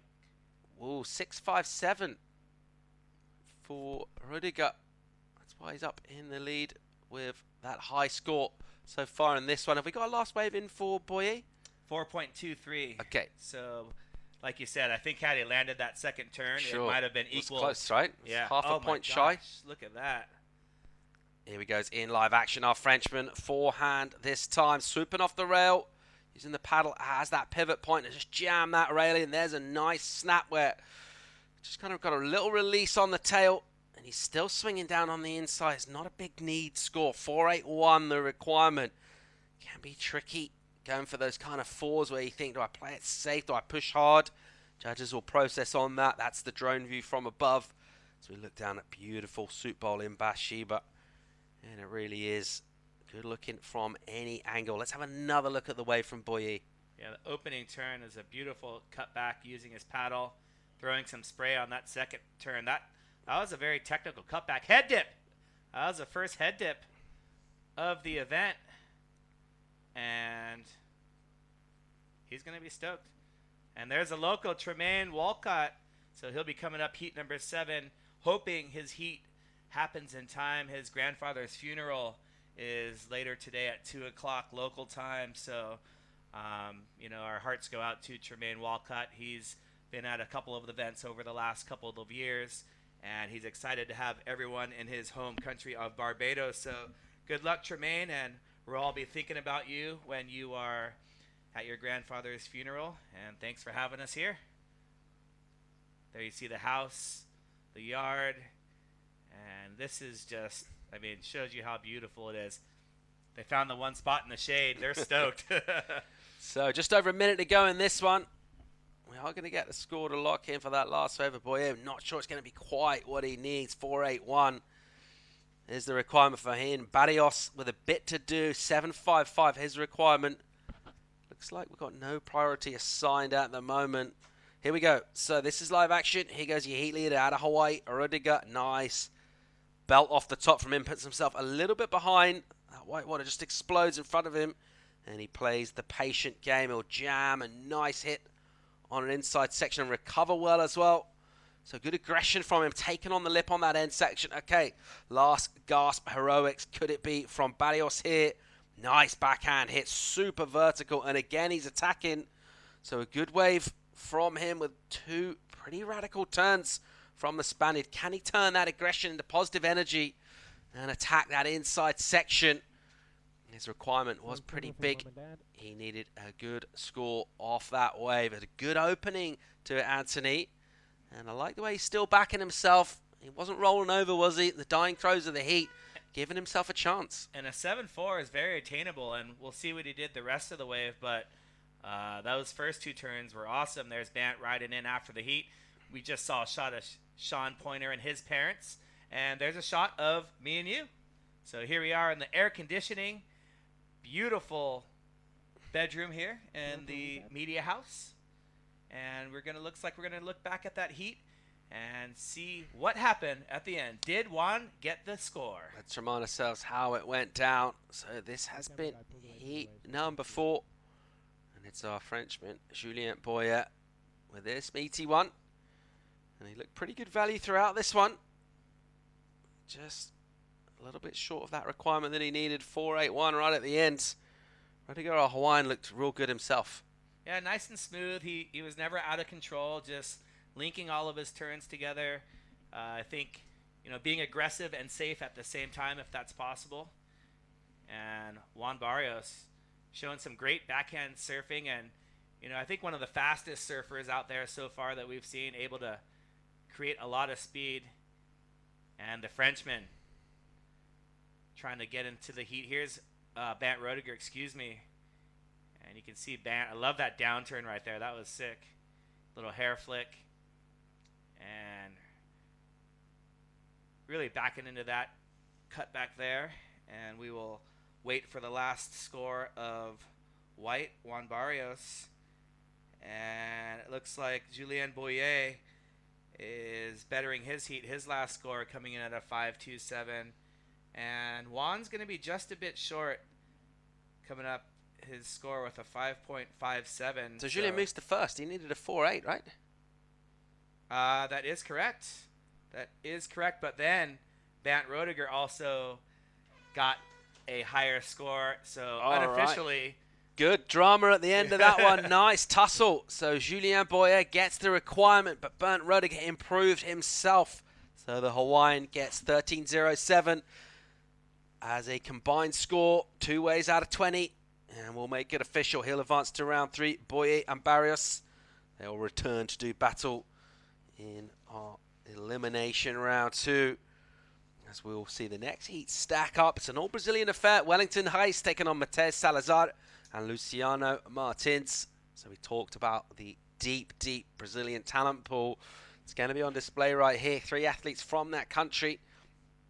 Of course, you mentioned it earlier, Anthony, one of the stories in surfing, of course, in any division, whether it's Championship Tour, whether you're talking big wave, the Brazilians so dominant, comfortable out in the water, and paddle surf as well. We're going to see yet more Brazilian action. Let's see who can book a spot in that round 3 and sit out the repechaje rounds. Of course, we saw Salazar, his brother Leco, earlier on, looking pretty dominant in his, and he had a narrow lead, but really kind of nailed the door shut, didn't he, right at the end? Help me full of confidence. Let's see how his bro can go in this one. Brand new 25 minutes on the clock. Heat 5 of round 1. And pretty stoked from what we've seen so far, Anthony. Our decision to run today has been vindicated already with performances and scores. And we're seeing high scores already. None in the excellent range yet, but we've seen a couple of high 7s and 6s. And we're going to see Luciano Martins, the lone regular foot in this heat. And he's going to get the heat started quickly. And with Wellington and Mateus Salazar, as Luciano finishes, ending up going left, we're going to see some of the best backhand surfing. If you want to learn how to surf on your backhand, take notes, hit the record button on your VCR, and this is going to school time, watching Wellington, Reis, and Mateus Salazar. And one thing I want to point out, I think a lot of people, as they're beginning, maybe they make the transition from shortboarding, they're trying to figure out how to use the paddle, and they do this cross bow thing when you go, the paddle's on your heel side, then your toe side. I'll bring that back up in a second as we get to this replay of the opening ride. Just a little opening turn, and He's going to get through that little warbly section on the inside, go from right to left, and finish his wave off. But what I really like about Mateus, Lecco, and Wellington is they have variety with their turns. Maybe one turn they leave the paddle on their toe side, then maybe the next turn they do the cross bow. And if you're not familiar with using your paddle, it's very difficult and it affects the turn. We want to see vertical. When you're moving your paddle all around, it just, it's like hopping in shortboarding. It's just not that fun to watch. But we'll get back to that more when we see it. Nice technical insight there into the paddle work. Of course, our surfer's using it to great effect as a pivot point. And speaking of using it to great effect, we've got the winner of the last heat, the Hawaiian Rudiger. He's standing by for a beach interview. Many names. Okay. Bant Rodiger, winner of round 4 from today's Barbados Pro-Am here at Soup Bowl. Bant, you got into a fiery exchange with Julien Boyer out there. Can you tell us how you managed to come out with the win? Oh, well, Julian's awesome, team rider with me on Nash, and I don't know, it's like, I think I started out kind of just circling around him and him circling around me, and us trying to figure out like where the sets were coming through, and then once we kind of dialed in to where we needed to sit, then we were just trading waves.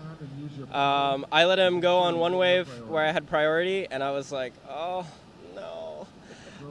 But I mean, that's how it goes. I feel like the first heat, you always try to start out very mental, very meticulous, and then something just comes in and just shakes everything up, and you have to be then mentally pliable.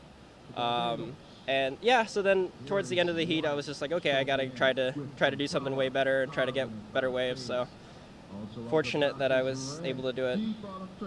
It was exciting to watch. Thank you. Good luck out there today. Thanks. And back to you at the booth. All right, good job there from Rodiger. Cool insights from the interview as well. Mentally pliable, I like that. I'm gonna try and use that.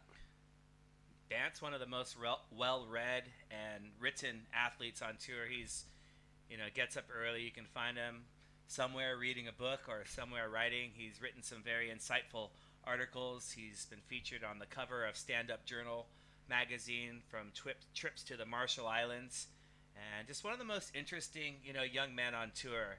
I think reading is something that, maybe this next generation, the importance of it isn't as stressed. Bant's comes from a great family, and he's a voracious reader, and you can see by his vocabulary there, and also, really insightful in his mental preparation. So that's a great interview from Bant Rodiger. All right, just over 19 to go in this one, so plenty of time. Just the one score locked in on our scoreboards, as we'll see a backhand action, and we just kind of reflect on that paddle work you were talking about earlier, Anthony. Yeah, and that first turn, so that's what I was saying. He uses variety. This is literally exactly, the first turn, he kept the paddle on his toe side. The second turn, right here, paddle stays on his toe side, bang. And we can see that same thing, keeping the paddle on his toe side. So if we can get that one again a little slower, I can really break it down. So less twirling of the baton, essentially. Exactly. More surfing. Exactly. And here is Luciano Martins, our current heat leader, but we've got scores to come in from, Luciano. Almost lost it on the bottom turn, didn't he? He saw his bottom turn just got a little weird on him. It maybe just put his body position a little wrong. It was a great looking wave as well. There's a lot of scoring potential and points on offer on that wave as it stood up pretty cooperatively for him. But just gets it a little bit miscued and won't be able to throw any major damage on the scoreboard on that one. Let's see if we can get another look, see what happened. Yeah, it's those kind of vibes as well in Barbados. Just chill. So let's have another look here. And just almost lost it, maybe threw him off a bit on that bottom turn because that was a powerful wave. But I like how he stayed aggressive, because in order to win this round, it's all about the win. It's not first. It's not about getting second. And so the third place seed, Luciano, seeded in this heat. You're going up against Mateo Salazar, Wellington Race. He's really got to, throw something up there, very aggressive. And that's what happens sometimes, is you come a little bit unstuck from your board, but that bottom turn, I think, really made him just a little bit off cue for the top turn. Anthony, I've got a question. Yep. If you could pick one temperature for the rest of your life, day and night, what do you reckon? What's your perfect temperature? 17 degrees. Okay, Celsius? Yes. I like it. 17. Nice. I thought you were going to throw me in Fahrenheit there, and I was going to get confused. I was thinking you'd say maybe a bit warmer than that. But okay, would you like to hear about the temperature range in Barbados? Yes, please. Year round? Year round. Okay, never gets colder than 20. Oh. Never gets hotter than 33. So pretty much another way of calling that is basically perfection. It's always warm. 20 to 33. Those are our ranges of air temperature. The water right now is 30, which is 86 in American money. In Fahrenheit, it's Okay, I pretty changed warm. my answer. Okay. 23. Okay, right on. 23. 17's a little chilly. Maybe I was off in my mathematics. I was thinking maybe you plan on doing quite a lot of ultra marathons or, you know, that kind of thing. But yeah, so a delicious climate here in Barbados. Absolutely beautiful. Tropical water promotes that coral growth, gives us that white sand, that turquoise water.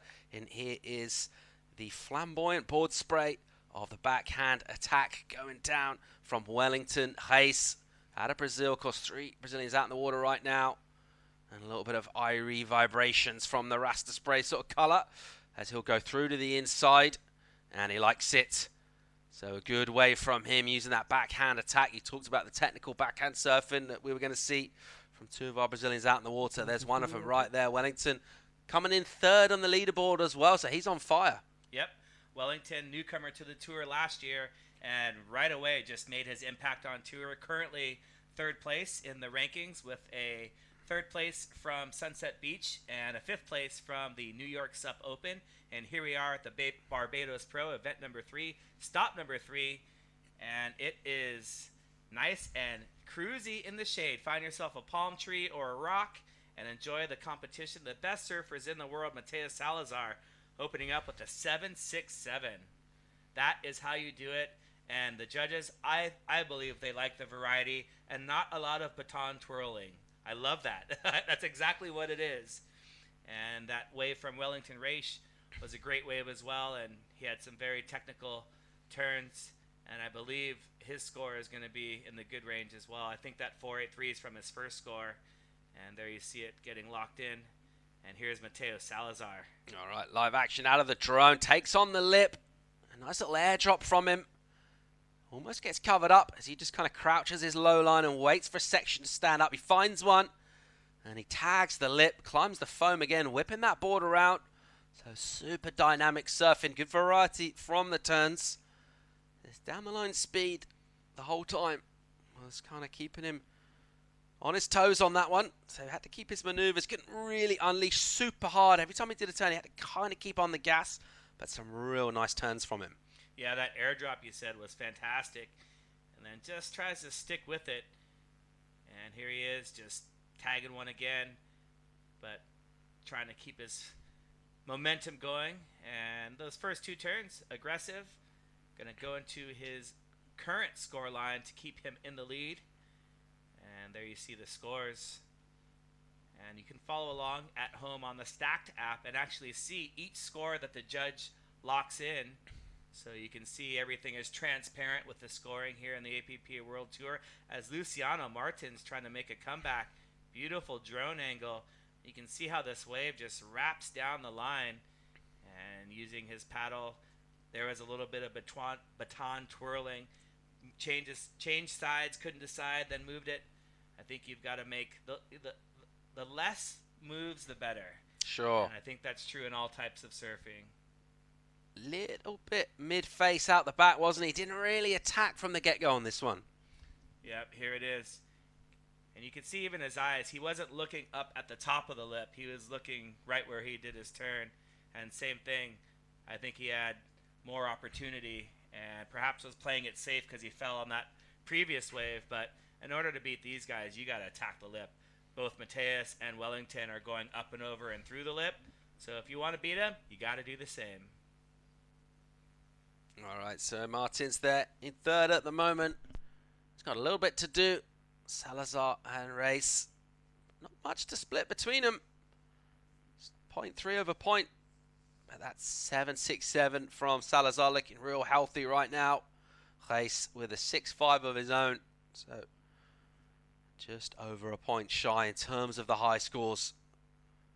Requirement 5.18 at the moment for Reis in red. Of course, that is assuming that Salazar doesn't improve. You can see that first priority is assigned to our surfer in red. One of our two Brazilian goofies out in the water. So he will, by now, have kind of figured out the sort of scoring wave he wants. He's been out there in the water for just shy of 14 minutes. So kind of have a pretty good idea of exactly the kind of wave he thinks has got scoring potential. Of course, free surf in the last couple of days as well, giving our athletes plenty of read on this wave. And yet again, we'll mention it, but it went first couple of days decided not to run. It was pretty windy out there today. I've actually been pretty surprised by how windless it stayed. I thought it might have come up a little bit more by now. Even the forecast was showing a wee bit more by midday as we're getting towards that local time. But so far, pretty glassy on the face. A little bump in the water, but nothing really untoward. As we'll see, a little redirect from Weiss using this priority here. He gets the U-turn done and he is up on a wave that came just slightly wider on the takeoff bowl. There is a great first turn. Love that aggression. Gets super vertical. And the wave goes a little soft in here. So just that one big hit out the back. This is going to be kind of small. Sort of under waist high and a little bit soft on the inside. So not doing massive damage so far. Let's see what he does with the last turn. He gets a nice little snap, but by comparison, that first section was real meaty, Anthony. That was a sick turn. And unfortunately, I would have loved to see this wave shape up better, but you can see him off the bottom. He went so fast from this bottom turn to his top turn and came straight down. And then that wave just bent the wrong way on the reef. There's a couple of different directions of swell. It's that north swell that just lines up a little bit better. Very hard to read and tell which waves are going to be the ones to stand up on the reef the best. And that's why you've got to put yourself on. The more waves you put yourself on, the more chance you have of finding that one that hits the reef just right. Yeah. And that first turn was, whoo. Oh, man. And if he had a second section, he was on his way to a huge score on that. First turn was sick. Doesn't really get a chance to back it up with anything major maneuvers-wise. But we've seen the judges attribute good scores just for one big critical turn. Let's see how they process that. Asking another question of our judges. Not so much about the combo, just that one big hit. 9.5 on the clock. He's gone into the lead race. So he has jumped up for the time being. Salazar still sitting on a 4 though. Does have that 7.67. That's Martins on your shot there. He's got a bit to do now. 8.51 the requirement for first. He'll need to go huge. See if he'll get a wave to cooperate. But he's seen his compatriots, the goofy, kind of run away with this one a little bit. And just asking for a situation. Of course, we've got our beach announcers relaying the score. And that's how it works down here. They will give situations in terms of clock time remaining, in terms of need scores, and also priority. Priority is signalled as well from our judging structure in terms of coloured boards that are held up. So just to let everyone know where exactly they are in the heat. And they're not a long way out the back easy, so pretty easy for our beach announcers to relay that vital information. Yep, and easy for the competitors to see themselves. So if you turn around, you can see the priority board, the announcers there, reading out the scores and letting them know the time. And most of the competitors that are savvy will have watches on as well, so they're able to clock down the 25-minute heats that we have. But they're a lot of times looking for when priority happens versus when the person is able to put the priority board together. Sometimes it happens so fast, so they'll ask for an update. And that's the beauty of professional surfing, having all of this information come to you when you want it and need it. So beautiful scenes there from the beach in the tropical paradise of Barbados. If you're watching from a drab and dreary office somewhere, well, first thing, I salute your your naughtiness for watching the webcast while you're at work. It's great to have you online. We're hoping to put a little bit of sunshine and surf stoke into your Wednesday, wherever you're tuning in from. This is the APP World Tour's third stop of 4 as we go around the globe crowning world champions. This is the Barbados Pro, also sponsored by C2C Eyewear. And we're coming at you live from beautiful Bathsheba on the east side of the Caribbean island. Stoked to have you online. And of course, maybe if you're in Barbados, come down. It's not a big island. You get over here from the capital, Bridgetown, in around about half hour without much traffic. Come and cruise and hang with us on the beach at Bathsheba at the Breaker Soup Bowl. So that's our situation out in the water. 7 on the clock race at the moment with that lead at Salazar still sitting on a 4. And he does have first priority, the surfer in white. So he'll be looking to go to work on that 4 as soon as possible. And looks like we're going to have setting up for a nice tussle between these two. Of course, we don't want to count Martins out, but he's got quite a lot to do, really, scoreboard-wise. He'll need the highest score of the day so far, and it's going to definitely be a battle between the top two right now. But we don't want to count him out because anything can happen, but we love to see these tight heats. There have been close each and every heat so far in round number 1. We're currently in heat 5 of 8 heats. And you mentioned crowning world champions at events from around the world. As we look back at the start of the APP World Tour back in 2010, Kai Lenny won his first world title and been crowning champions ever since. And here is Luciano's got to pull out because Mateos has priority. Take us through this one. Found himself a good wave here, just S-ing into his first bottom turn. Nice hit on the backhand, up in the lip, driving off the bottom. That's a big old rooster tail of spray. And he'll get a nice rail jam again. So good 2-turn combo from him as he will keep that pep in his step as he just springs that rebound off the white water. Another vertical hit. I tell you what, we can be sure of that. 4 is toast. Could he threaten his high score of 7.67? Let's find out. I think so. My unofficial announcer judging, and here's 2 friends and 2 training partners, and here is Mateo Salazar. And this is exactly what I was talking about at the beginning. First turn, keeps a paddle on his toe side, bang. Boom town. Then switches it, does the crossbow turn. Oh. Both of them vertical and showing the variety and backing it up with the third turn. In my opinion, that's the best. I'm going to call it the best wave of the day.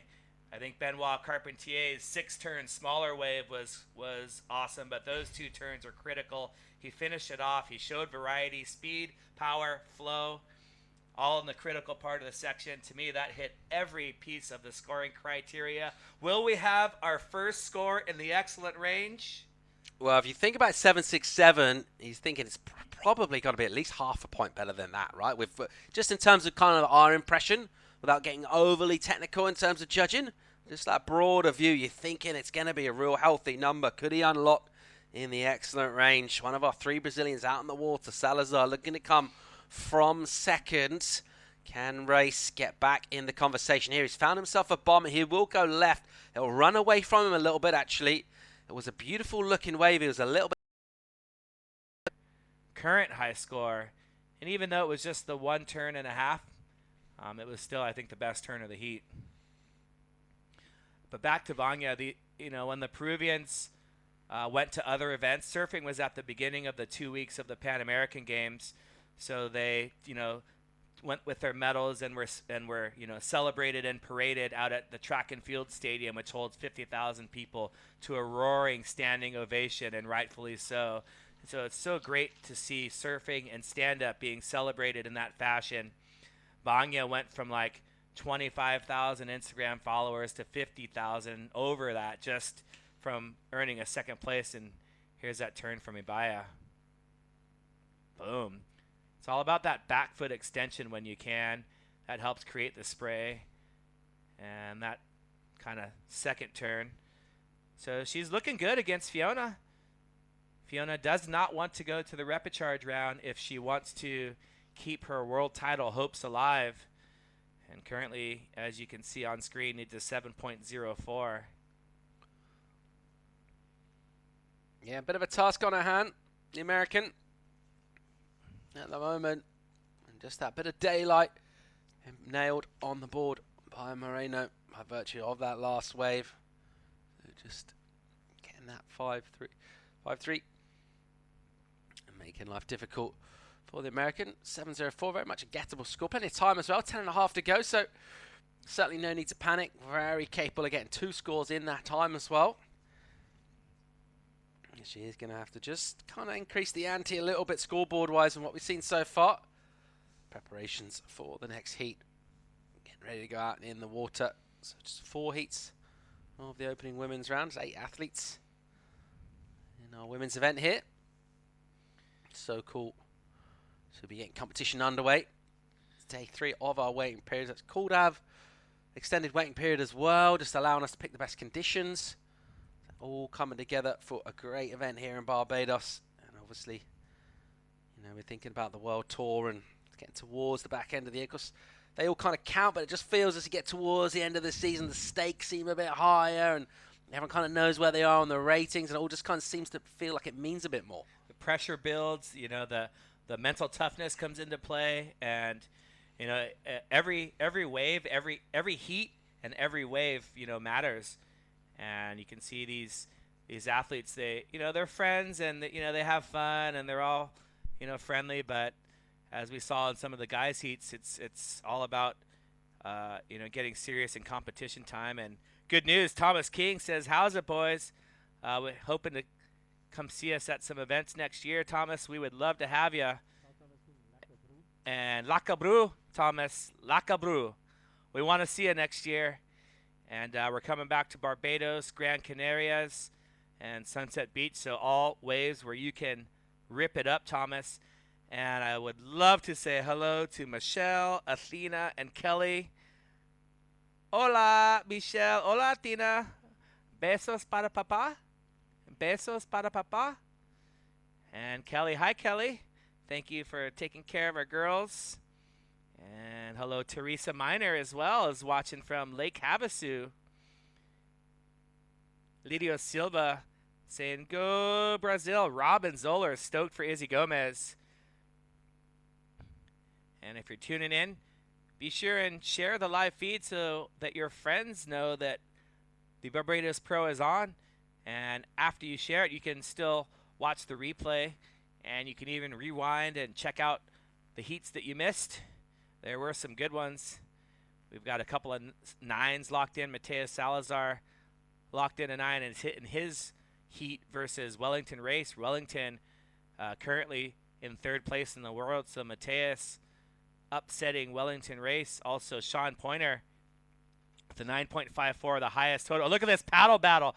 Fiona Wilde, the former world race champion, and Ibaya Moreno, they see something out the back, and they are paddling frantically. It looks like neither of them have priority, and actually that's what they were racing for. So I got a little excited. I thought there was a bomb set approaching, but you see the X's, the PX, that means nobody had priority on the left-hand side, and it looks like the priority judge giving priority to Ibaya Moreno, and second priority goes to Fiona Wilde. So explain priority again to our viewers that are just tuning in. Sure. First the lineup, essentially. Let's call it that. You're looking at a race. Whoever gets to the lineup first, deemed to be in the lineup, gets assigned first priority. Of course, if the other athlete doesn't ever get there, just kind of stops halfway out, they won't be assigned priority until they actually make it to the lineup. And so a lineup is basically, you know, there is no official sort of demarcation where that is, but obviously the priority judge got a pretty good idea in their head whereabouts that is, but it can be a pretty difficult thing to assign. Of course, we do have a cool vantage point from our judging position here, as well as a bunch of really good camera angles as well, and of course the drone footage. If it really came down to a photo finish, there are plenty of resources just to make sure we nail all of these Clint's decisions. And, you know, why is it so important who rides the next wave? Well, imagine only one opportunity comes in, someone needs to score. Absolutely crucial to have that priority. So particularly vital in terms of thinking about that wave selection. If you get the surfer in priority, do you want to take this one? Has it got what you need in terms of your score? Then we think about those other tactics, like maybe kind of selling a wave, the surfer under priority, like pretends like they look interested. All those sorts of things coming in. And so what happens, just to further explain that, so let's say Fiona Wilde, who's currently sitting further out than Ibaya, and I would say is the stronger paddler due to her race experience, she can kind of paddle into a wave, pretending like it looks good, to hopefully get Ibaya to go on a wave that's not a good one. And even if Ibaya makes an attempt for the wave, even if she doesn't catch it, then she'll lose priority, and it will change over to Fiona Wilde. So this is where lots of, you know, chess type strategy plays into a surfing heat. You know, you think, oh, you just go out and surf, but there really is a lot of strategy to go over and talk through. And at the end of the heat or the end of a day of competition, to go through it with yourself, with your coach, and figure out how could I improve. And that's what all these athletes are doing is, you know, not just surfing well, training well off the water, training on the water, practicing these situational sort of things. And we see our next heat getting ready. There is Banya Torres on the right in red, and Aline Arisaka in white, and also Gabriela in yellow. So that is our 1-3 person heat. And I just want to say Eric Sturgis is reaching out to Christopher Rice, talking about a family trip to Barbados next year. The only thing I have to say to that, Eric, is you're going to need a guide. And by next year, I'll be an expert at Barbados. I have 20 years of lifeguarding experience. I can also film. So if you're looking for someone to bring with you, Eric and Christopher, I know a guy. I know two guys, actually. So, and you know there's secret ingredients in a good rum punch, a secret spice, which isn't that secret, it's cinnamon. I do know. So, we just got caught. They weren't supposed to come to us in the studio. We're currently drinking some rum punch and saying hello to all of our viewers. And here's Ibaya. All right, live action from your reigning world champ on the APP Tour. A little hang time in the floater from her. Trying to drive around a section. She'll go to kind of a flatter rail turn on a smaller wave. Leans into the bottom turn. Just kicks out a little bit of back foot. And then a little kind of abbreviated tag on the end. Nice kick out there with a slight spin. I know Anthony loves the dismounts. Let's check out Wild. Trying to come from behind a section. And that wave not really offering up anything other than just the opener. So what she'll do now, stay with that priority discussion. While Marina's on the inside, she'll try and make sure she nails that priority. Let's have another look at the replay from the Spaniard world champ. Yeah, I love that float section there. And we've seen some of the other waves from competitors showing how shallow that is. So that's not an easy floater to make. You think a floater sometimes is an easy turn to do, but not here on this shallow reef here at Soup Bowl. So great job by Ibaya making that first turn. She's looking to better her low score of a 5.33. And we're waiting for scores to lock in from that last wave. Jonas Lettieri, what's up, buddy? Jonas is watching. Boas ondas, see? Boas ondas. Jonas, great to have you watching. One of my good friends from Brazil who now lives in California. And met a girl, found a wife thanks to me. So pretty cool. And Jonas, when are we going to see you at one of these APP World Tour events, bro? Maybe Sunset next year? Maybe Barbados? Maybe the whole tour? Let's find you some sponsors and get you on tour. Look at the drone shot. Fiona Wild looking for that 704. That's the way. Ooh. That was the right approach, though. Nice attack there from Wild, going into the lip and jamming pretty hard on the rail. Can't get a completion on the turn. And she will be back to sharpen her pencils with just over 90 seconds to go. She's got a little bit on here in terms of her requirement. Not a massive score. She does have work to do. And the bad news will be that Marina will also nail that priority very, very shortly. Which means she can control out the final minute of this one. Of course, we do get multiple waves in a set so far. That's what we've seen today. So, assuming that a surfer with priority goes early on a wave, there should be other opportunities behind. And so here's an opportunity where a set approaches, and Ibaya doesn't need to take one of the waves because Fiona's still paddling out. So let's see what happens. Like that one, she might have tried to take it, but smartly doesn't. So smart surfing by Ibaya. She's got 1 minute, and this heat is hers for the win. And so this one she's going to take as a defensive maneuver to keep Fiona off of it. Oh, and this is a bomb. Whoa, good looking wave and gets it a bit wrong. So let's see. Can the pendulum swing? Priority will go to Wild, will it? Oh, yeah, because Marina's not standing up anyway. So you'd be expecting Fiona to get priority. Just over 20 seconds. Let's see if she can possibly nail something in the dying stages of the heats. Well, looks like it's all over. And this is a recap early on. Good long wave here from the American.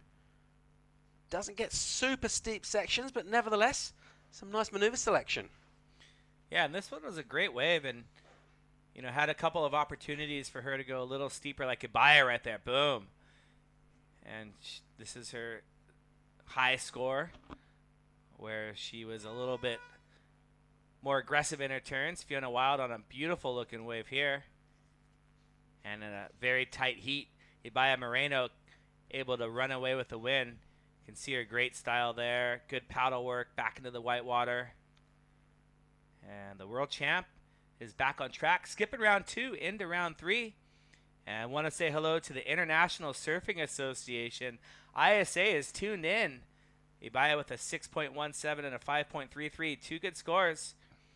And ISA, we just got done talking about the Pan American Games multiple times, so thank you guys for all you have done for the sport of stand-up paddle racing and surfing, and for your support of the APP World Tour. All right, another stacked heat coming at you. 3 women out in the water. Here goes the Brazilian driving off the bottom and trying to clipping in the lip there. Just got a little bit too much on that lip. That floater maneuver goes down on the inside. Adisaka. It'll be a big number for her. Vaina Torres out the back, just to throw away 0.77 already in a total. And Stamfata in the yellow as yet to ride a wave. 25 minutes. So back to 3 surfers in the water. It's going to mix up the dynamic a little bit more frequency in terms of waves ridden.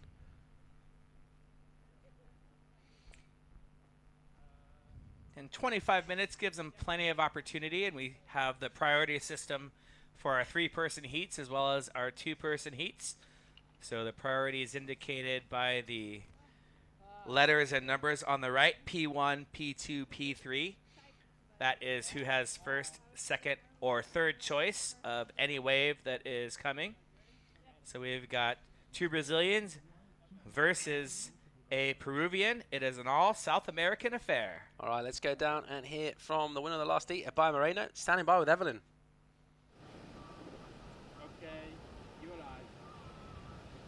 I'm here with Ibaya Moreno, the 2018 APP World Champion, who just won her heat against Fiona Wild in a very tight contest. Ibaya, tell us a little bit about this heat. Yeah, it's the first heat of the day and the contest, so it's always a little bit nervous, but yeah, it was fun. Only 2 girls out and a soup bowl, and pretty stoked that I made it through. We are too. Back to you at the booth. All right, so the world champ through to round 3. A couple more heats to go in this round. As we see, got a purposeful paddle there. A nice drive off the bottom, a little clip out of the lip as she kind of looks to set up an inside section in through here. Nice little jam off the rail. And then right behind Adisaka, you just see beautiful vision there. As we see stereo surfing, and goes the Brazilian Adisaka. So Stamfata not able to get a lot of maneuvers done. Adisaka a lot busier, just in the way she's kind of moving her body around, but most notably the board moving around as well on the wave. Yeah, that first turn looked good. You know, not much after that. She was kind of wiggling and squiggling. Gabriela Stamfata, I think, was one of the standouts in the lay days that we had. She was picking off some great waves, and she's going to need them in order to beat the higher-seeded girls. And here you see a replay of that first turn there. I think she left a little bit to be desired there. Second turn, just kind of, I think, opening up her heat, trying to stay calm, but out the back, you just see Aline dropping her wallet right there. Oops, let me get it. And then backing it up with this one. 2 beautiful turns from Aline. And then she kind of just checks her way the rest of this wave. A little paddle work there. And it's a little closing maneuver. Banya trying to answer back. Torres swinging on the inside. Going from rail to rail. not doing a whole load of damage. So an opening exchange that we've seen so far, maybe thinking Adi Saka with the best of it. Yep. Can wait for a score to come in, but particularly the fact the first turn was super committed.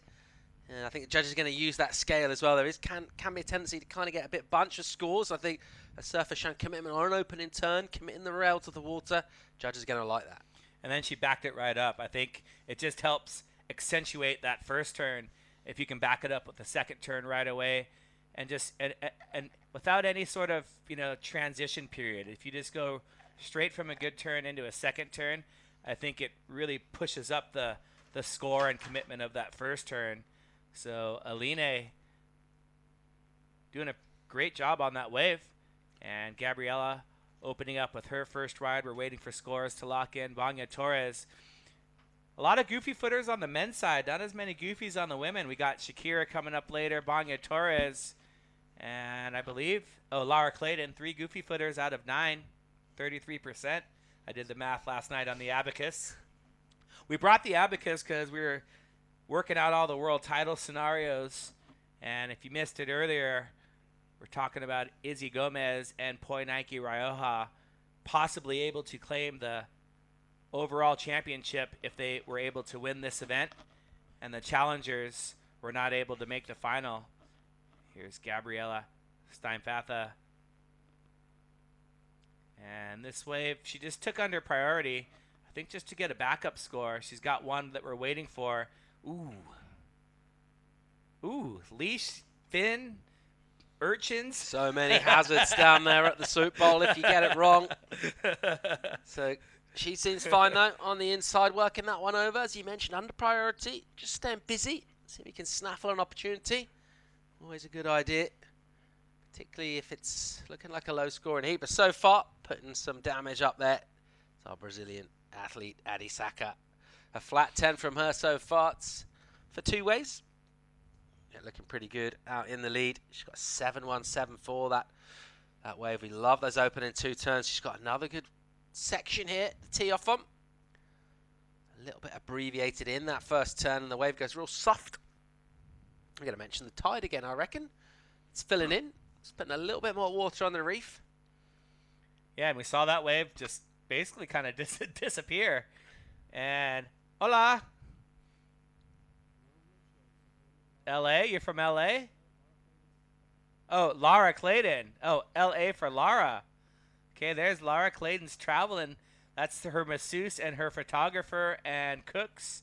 So Lara rolling with the entourage. Hopefully it doesn't go to the repechage. And trying to be the surfer in charge. Keep going, man. You're on a roll. What do you got? Yeah, next. I want to have another rum punch that's quite large. Oh, you want a haiku? Okay, that's one of my favorite things to do. That is a stand-up paddle haiku. Stand-up paddle haiku. We are here to surf. Soup Bowl is where we're at. Gonna be good time. There it is. There's your stand-up paddle haiku. Turns out that people didn't like it as much as I did, but Vanya Torres hoping the judges like this wave. All right, Torres jamming off a high line, clips off the top, gets eaten up by the whitewater. She'll go down. Judges won't be overly impressed with that. It's a bummer if people aren't impressed, because you were up a couple of hours working out that haiku last night, weren't you, preparing it? Yeah, I thought. I mean, I thought it was you good. Stayed up late. Yeah, so I had it ready, but it just tonight I'm going to work on something better. All right, let's check out your heat leader, Adi Saka. Great looking wave from her. And she'll streak down the line. She'll bury the board of the stringer, but on a section that was always kind of going soft.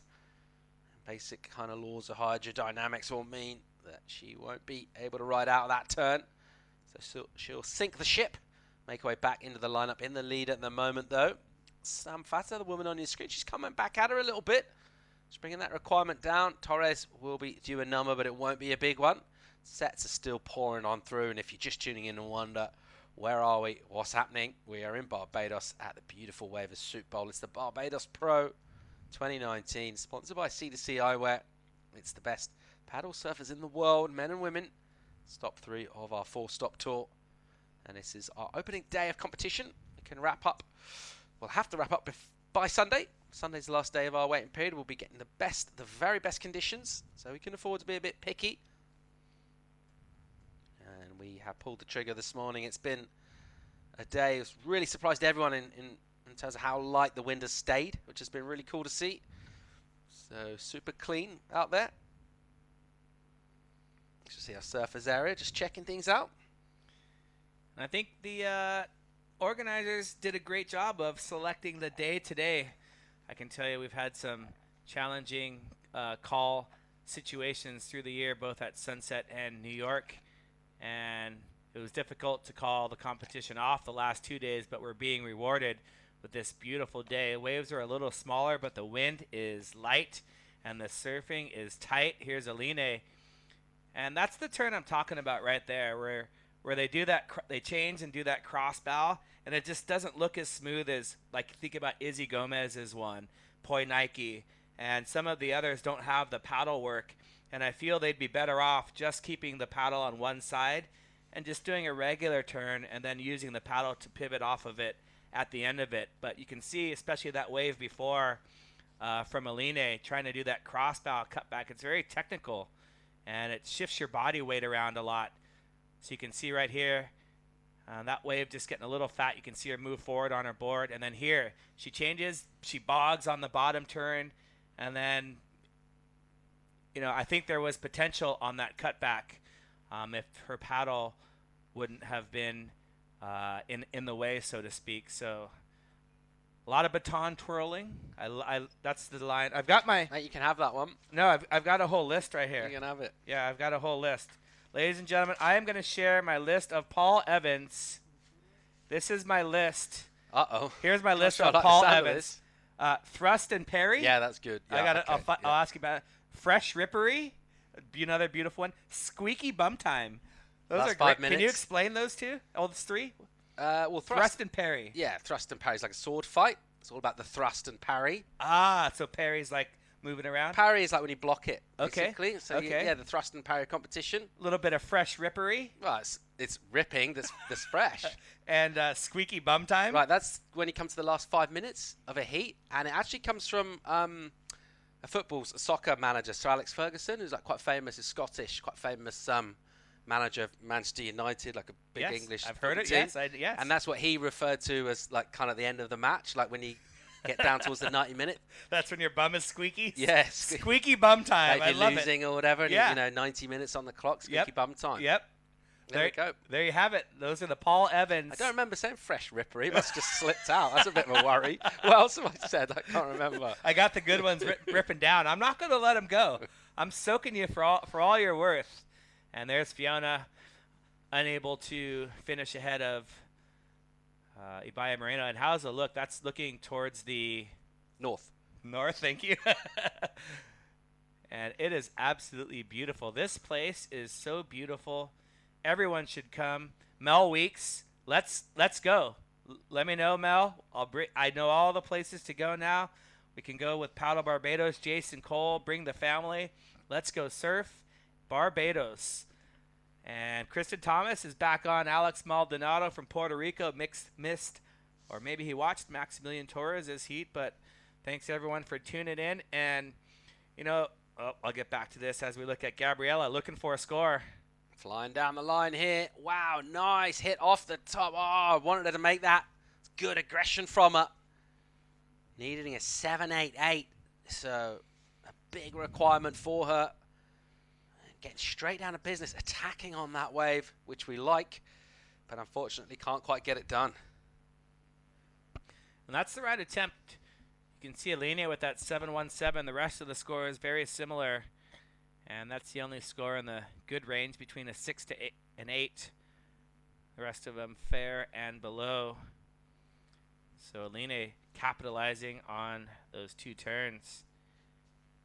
And she's looking for an update. When those surfers wave their paddles, they're asking the live beach announcer to give them a score update, situation update, and also priority update. And there you can see all the boards. We'll try and get you some more info on the boards as the week progresses.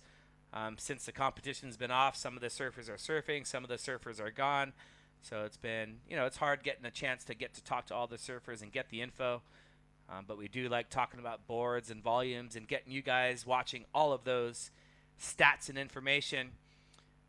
But pretty much, when we're doing these Facebook Lives, we're, checking out the numbers. And I remember at Grand Canaries, we were looking for over 100 shares, people to just share it. We're up to 113 shares. That means that many people have shared the link so that their friends and fans can see it. So thank you all that have shared it. And thank you all for tuning in. Vanya using her priority. And let's see what happens. Nice little lip line there. Good attack from her on the backhand. And she's got herself a bit of rhythm on this wave here. Staying close to the juice, staying right in the pocket where the wave's going to be steep. And another nice redirect out of the lip from her. So 3 good turns. There's better stuff from her. And a good time to really get into action. She's got a bit to do in this one at the moment. And that blue sky, well, has been faithful to us all day. Absolutely gorgeous. Sometimes in the afternoon we get a few of those clouds come. We get that beautiful dramatic light, maybe a little shower. And the sun comes out again. We get those beautiful golden colours. It's just been sunny all day today. And we're having another look here at this backhand action. Got some epic moon rises as well to the south of here. We've been watching that the last couple of days to your right as you look out to sea right now. It's a beautiful moon rises. Full moon was it yesterday? Which I think is known as a beaver moon. The last full moon in November. First full moon in November. Known as a beaver moon. You got me on that one, so I'll take your word for it. The clouds I knew. The moon, don't know the moons. So if you missed it, you can rewind and check out our talk about all of the clouds and get a little bit of education from us here in the booth. Educating on surfing. Uh-oh. The rum punch starting to kick in. So 8:20 to go in this one. It's our Brazilian Adi Saka at the moment. Way out in front with that 717. Nailed it early. Never really looked back from there. Still kind of vulnerable with a 4 in her total. She will look to get rid of that 4 as soon as possible. First prio is with her. Meanwhile, Stamfata behind her. Got a bit to do. 788 that requirement. It's remained that way for a while now. Torres giving a better account of herself with that last wave. Still now getting a 6 for that. So she's brought that requirement right down. 548. Here goes your heat leader, Alina Alasaka. And this one a bit awkward for her. It's a softer wave and not really clean or crisp on the rail from the opening. Nevertheless, she'll just stick with it. Haven't seen an improvement on a 4-3 so far. Not totally convinced that she will improve on that. Let's see how the judges play that out. But an important move there from Vaina Torres. A 6 from her, and she's given herself a shot. She has given herself a shot, and that 6 is a great score. So she just needs to back up that 3.03 with basically another 6 equivalent to that wave. And I think that wave was not the best wave we've seen out there. So there's definitely potential for Vanya. And we talked about it earlier, but just, a backside surfer getting to attack the lip sometimes can get a little bit more vertical. And Vanya did a great job on that wave to earn her the score of a 6.0. And she just needs to back that up with a similar score if she would like to skip around and move into round 3. Because anything can happen in the repechaje round. And if you are trying to stay in the world title hunt, or at least in the top 3, you definitely don't want to go to the repechaje round. Vanya currently sitting in 6th place after 2 events. And we see Aline Arisaka currently in 4th place. And Gabriela currently in 16th place just with 1 event. Here's Vanya. And she had first priority, so... Looked like a bit of a bomb, didn't it? We're in quite a tight shot there, and we thought, okay, this is looking promising. That wave just ran away into a bit of a hole. Now, let's see. Maybe she pulled out in time to maintain that first priority, because Aline is paddling back out. I don't see Gabriela right now, but Vanya needs to hurry back to the lineup like she's doing just to seal the deal with the judges. So she's having, you can see her look over her shoulder at the priority board. And the judges, I think, they're both looking. We're waiting. You can see on the left side of the screen that PX. And she maintained priority. So smart maneuver from Vanya right there. She took off on a bomb, didn't have a score, pulled out in time in order to maintain priority. Well done. We'll see if it pays off. Next wave from her could be crucial. Getting down towards that 5-minute mark. The lead is still with Adisaka. 5.48, that requirement for Torres on the left of his shot there. That's our rise place. It's our judging panel right there. A little sweep across. That on that computer screen you can see there. They've actually got Netflix on at the moment. They finished all the Game of Thrones, haven't they, today? So Yep. no, of course not. They're keeping angles on the surf. They got their scores going up there. And very much dialed in on proceedings. There's our athlete area right there. There's the Peruvian, Tamil Martino. And you see some of the Brazilians there. What's up, Tamil? Maybe he couldn't hear us. Maybe it's not Tamil. I don't know. Looked like Tamil. But I'm pretty sure they've got a big screen down there so they can see. I don't know if the volume's on, but Probably got got, the large. like a lot of people out there, probably got the sound off. Yeah, smart move. You've Smart probably move. got it on mute. Smart move. We've all done it. Okay, so let me tell you the Brian Bielman story again. While we have a lull. Anthony, I've just been wondering, mate, do you know, how did Bielman get into surf photography? Well, we've got on staff APP World Tour, world famous photographer Brian Bielman. Legend. 40 years of surf photography. And one day when he was 20, he just decided he wanted to be a surf photographer. No experience, no family history, no nothing. He just said, he didn't even own a camera. And there were no iPhones or anything back then, of course. And we'll see if we can get this story finished. Adisaka driving off the bottom. Good speed from her bottom turn. Doesn't translate into a top turn. We've seen a few waves go soft on that opening section. It's getting trickier. It's not going to change anything. Didn't have a camera. Continue. Didn't have a camera. Decided to, be a surf. Kept telling his friends, "Hey, I'm a surf photographer," and he was a surf photographer. He then proceeded to surf for another year before he actually bought a camera. Once he bought a camera, he still didn't take any photos. He just kept surfing. And one day he went out surfing, Rocky Point, I believe. And we'll get back to that long story. Stampfata driving on a nice pocket. And again, just kind of raking that rail edge. Whoa, nice attack on the lip. Had to put something extra on that last turn. And it goes down, but we don't mind that. We like to see our athletes having a dig. Surf from Rocky Point. Yeah, and nice shot of Dave Nash, one of our photographers. Yeah, Dave. And this is the type of surfing that I was talking about earlier from Gabby that we saw in the warm-ups in the lay days where she's able to put her board on rail. Nice rail turn right there. And if she was able to ride out of this one, that would have been a great 3-turn combination for a good score. So Brian Bielman hit his head surfing and had quite a bad injury, almost died. He got coral in his head. Ouch. Doctors didn't get the coral out. Ouch. So days of putting in gauze and just sucking out pus, and it was quite gross actually. So this head injury made him, he kept saying, I'm going to take photos. I'll just go surf for a little while, then I'll take photos. But he'd never get out of the water. He would just surf the whole time and never take photos after he finally bought a camera. So the head injury allowed him to actually stay on the beach and start taking photos. And then he finally got his first photo published in Surfer Magazine, got $25 and said, I'm a surf photographer. And here's Vanya trying to back up her six. Sick. And it's looking like she is doing it so far. She needs to solidify this with an exclamation point. But turn number 2, I cannot wait to watch the replay of this one. Nothing at the end. But we've seen 2 turns rewarded previously. Yeah. Woo! That was nice. Let's think about a 6 and compare and contrast off the bottom. Jamming, nice rail work. And this turn's pretty cool here. Bang. That was critical. Committed. The only thing was the bobble on the bottom turn. So if for some reason she doesn't get the score, I think maybe the judges won't like that transition. But she did a great job of recovering after kind of bogging that bottom turn. And here's that crossbow turn I keep talking about that you might be better off just not twirling the baton.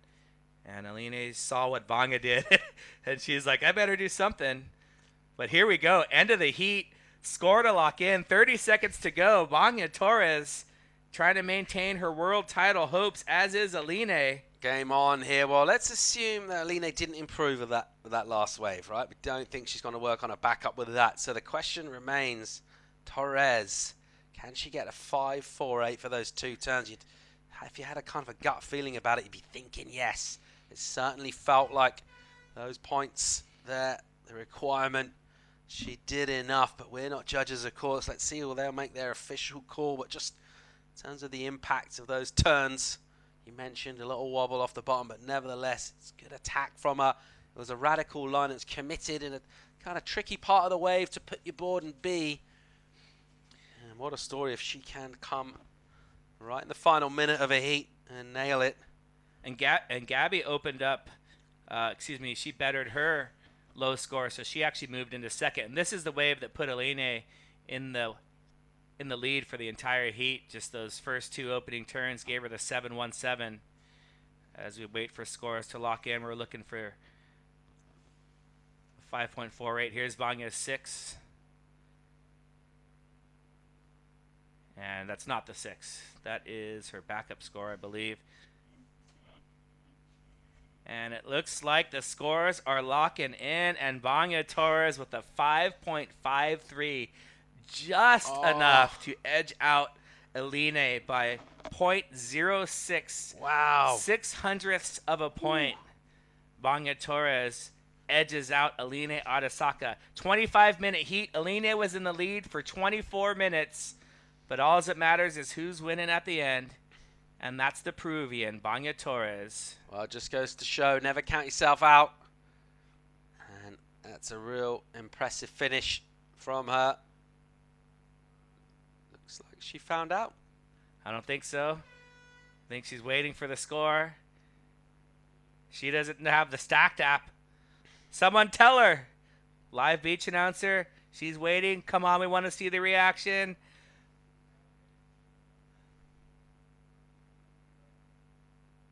I won? Yes! There we go. The stoke is real. Vanya Torres nailing it in the final minute of that one. So disappointment for Aline. Commiserations to her. She surfed a good heat, just got diddled at the end by the narrowest of margins. And that's what it's like on the elite level. I thought the 5.53 was better than the 6, but maybe it was that little bit of a bobble, but that second turn was the best turn of the heat, I think. Well, I take that back. Aline's first turn was was really sick. 7-1-7 into the good range. All right, Shakira Westthorpe taking on Laura Clayton.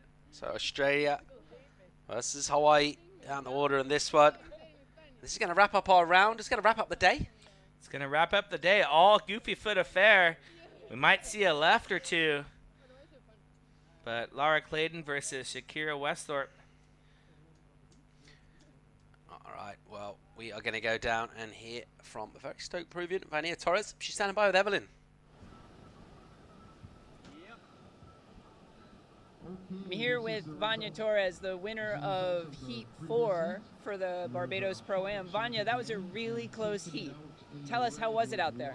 Well, it was fun. The water is super, super warm, so I was just trying to manage. My body was super warm. Yeah. And I don't know, trying to put some water on my head because I started the heat super, not good. I fell on a couple of waves. Aline got a 7. And I was third. I couldn't believe what was happening. So I started to think positive and say it's a long heat. It's 25-minute heats. I can still save the heat. So I did it on the last 2 minutes. Thanks God. You really did do it in the last minute. It was fantastic. Thank you, Vanya. And back to you in the booth. All right, great job, Vanya Torres. As we see finishing off on a weird kind of double up on the inside, bringing this one all the way through. It's a nice commitment right into a real shallow section down in there. It's our Australian Westthorpe.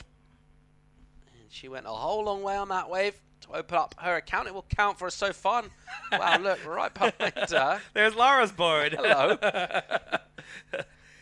And I love what Vanya said about, just being mentally strong, and perhaps, hopefully, Juan de los Reyes, Juan Barros is watching, and, you can take a little bit of notes from, someone a little older. Juan's still young and, needs to learn that mental toughness strategy. And you heard Vanya say, she was in third and realized there was a lot of time. And here's a look at Laura Clayton's wave. We saw Shaq, and here's Laura from Maui. And she's, again, moving that paddle around. And that was a nice turn. Again, just, I think, moving it for no reason. And a lot of surfers sometimes, not a lot, a few surfers do that at times, and they can't decide what side the paddle should be on. And to me, that affects the flow of the wave. And if I'm judging that, it's just not as aesthetically pleasing as when someone's definitive with their paddle movements. So it's kind of like moving your feet up and down for no reason. So sorry to any of the people that are watching and the competitors. I'm not judging your surfing, but I'm speaking about your surfing and perhaps how to improve. So thank you, Laura, for bringing the coconuts. I know you weren't able to find me in here, but when we were looking for coconuts earlier, oh, how's that shot? Doesn't get much better than that in terms of stroking out to a lineup. Crystal clear waters in Barbados. A cool view there of Shakira Westdorp driving off the top. Nice backhand hit from her. And she'll swoop back, clock off the foam, and swing around on an inside. So already got a 5, 6, 7 for her opening ride. And decent stuff again for a backup. That was awesome, and I really like her second turn, and there's a subtle little foot placement that helped her. A lot of cutbacks just go towards the whitewater, but an aggressive one like we saw with like Poinaiki, they go up and through the whitewater. So, of course, great opening turn. See her front foot just move so that she can attack the whitewater right there. That, to me, really helped give an exclamation point to that first turn. Backs it up with some fluff at the end, but that combination there was awesome. Great camera work, great replay by our boys in the booth. Yeah, Cyborg, he had his birthday, turned 30, and we want to celebrate your birthday by having an event in Barbados every single year. And Cy, I'm going to drink some Run Punch, and if there's girls and there's no boys around them, Daniel Hughes will find them. I give this man credit. He doesn't care who you are, where you're from. If you are female, he will find you. And he's done it again. He has done it again. So that's Laura Clayton's fan club. And Daniel has trying to lure them to his fan club. So we'll see what happens as the week develops. Perhaps they will... He's got a bit of a cult leader sort of vibe about him, doesn't he? You could see a series on Netflix about him. You really could, and this is a true story. At times in events, he has girls parading with his Instagram handle. This is a true story. They just walk with @DanielSup, I think it is, and they just walk around so you know his Instagram handle. Only surfer on tour to ever have that happen. So well done. Here goes Clayton. Nice looking wave for her. The Hawaiian. A little check from her on her first turn. Got a 3.67 early on. She'll just kind of work this one on and inside. It eventually will stand up for her. She just widens that stance up a bit. Squeeze in the juice on an inside section. Finishing up in some quite spiky kind of coral conditions right there on the inside. She'll just navigate out of that spot back into the channel, make her way into the lineup. So far the best of it with our Australian Westdorp, who backed herself up with her last wave as well. There she is in the lineup. 17:40 on the clock, plenty of time to go in this one. Going to wrap things up though. This is our fourth heat of round one of the women. Here she goes, looks interested here, the Aussie.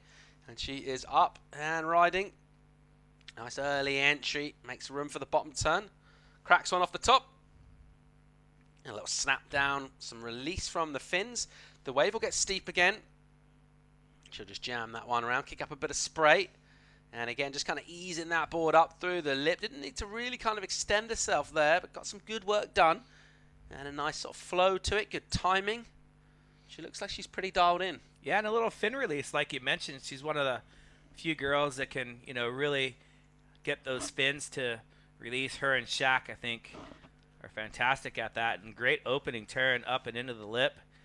Able to hold on and just slides those fins out to get right back to the critical part of the wave. Drops back down again.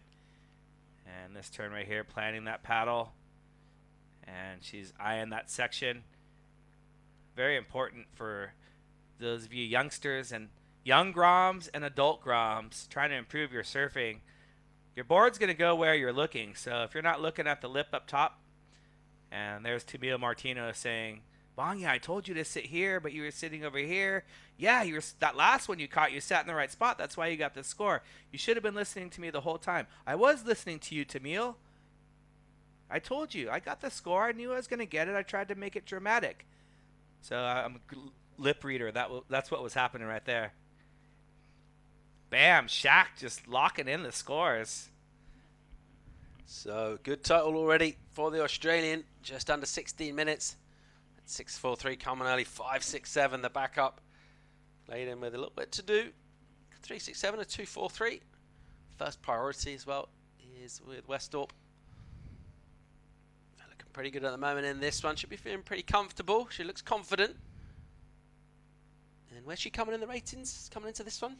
She's in Shaq currently in third place. Yeah, she's got a couple of thirds. So let's take a look on our official tabulations. And yep, Shaq with third place with 2 thirds. So a lot of threes going around.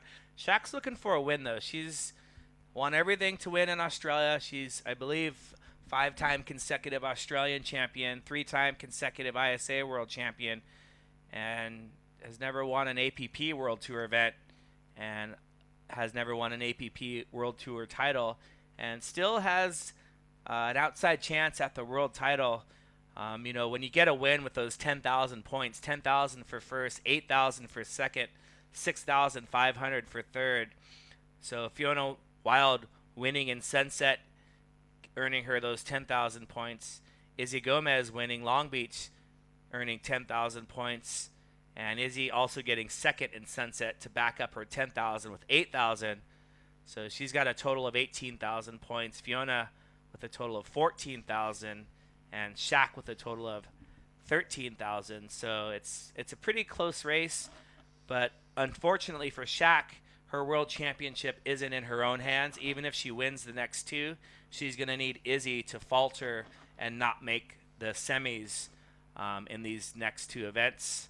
And you get a throwaway as well. So if you throw away one of Shaq's thirds, she's still going to have a third in her lineup. And Izzy's going to need to get one of those thirds. And here's Laura Clayton finding some room on the inside and some speed. Well done, Laura. And a fancy kick out right there. I love that. Nicely done. Just pivoting off the tail from the kick out. Here's another look on the replay. Brought this one all the way through to and inside. Using that kind of wider stance, isn't she? And then almost a little cheetah 5 going there. Don't mind that. Yep. She's longboarder at heart. Stand-up paddler by trade. And frotha by design. Laura Clayton from the island of Maui. And comes from a fantastic family. Her mom and dad very supportive of her and all the local youth, running the youth groups for the local church. And there you see the scoreline, 13 minutes to go. As our drone takes us through our venue, there's the parking lot. We've got the competitors area. We have the rum punch area. We have the media house right there. That's Rise on the beach. And below that APP sign, we have our beach marshal. There's the boards we're going to surf later. There's our priority board. You can see first priority is with red. You saw the red sign. Where are we? Anthony, I didn't see us then. We're, behind. Deep in the media house. You can't see us. We are surrounded by walls. We haven't seen the ocean in hours. But we did have rum punch. So that's good, I guess. I mean, we only had one rum punch. Keeping things professional, mate. Yeah. I know. One just makes you more thirsty, though. 12 to go in this one. Westop at the moment with a significant advantage, 12-1. Her total out of 20 for 2 waves. Lara Claydon with a bit to do in white there, right of your shot. 7-4-4, that's a 2-wave total. So she's up against it here. She really needs to find herself kind of much better waves. A bit more size out the back, a bit more power. She's going to unleash and unlock up the scale. It's been something that we've seen from judges. If you really want to get out of the kind of 5s and get up to the 6s and north, you need to find yourself a real good wave. Can't really manufacture scores in that good range on smaller inside waves. Probably turn a 3 maybe into a 4 or 4.5 on a small wave, but if you really want to go up, you need to find yourself kind of a bomb. They are on offer out here. Patience, of course, has been key. There's another look at that drone sweep. And you can see why people consider this place to be pretty close to paradise. Just almost deserted beaches. The water is so warm. There's my house on the right, a little tent on the beach. They let you have a tent this year. That's pretty good. I know. Wow, moving up, mate. Little campfire, though, in the evening. Yep. Lots of our friendly little mosquitoes for me. Okay, we were just about to find us. I was going to point us out to everyone. So Lara Claydon currently sitting in 5th place in the world with consistent performances, making the quarters at Sunset and in New York.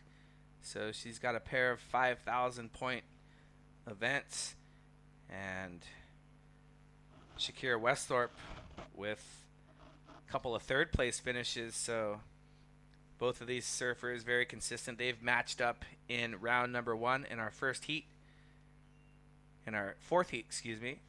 Winner goes into round 3. 2nd place goes into the repechaje round. And there's the coach Otero Benzinho talking to Gabriela Steinfatha with Luis Diniz happy, having a chat as well. And the youngster Zane Sands just soaking up everything he can from his elder statesman. And pretty cool to have the older, the younger, and everywhere in between. That's what every sport needs. You got to have the veterans leading the way, paving the path. You got to have the youngsters coming in aggressive, hot, ready to take down the champs.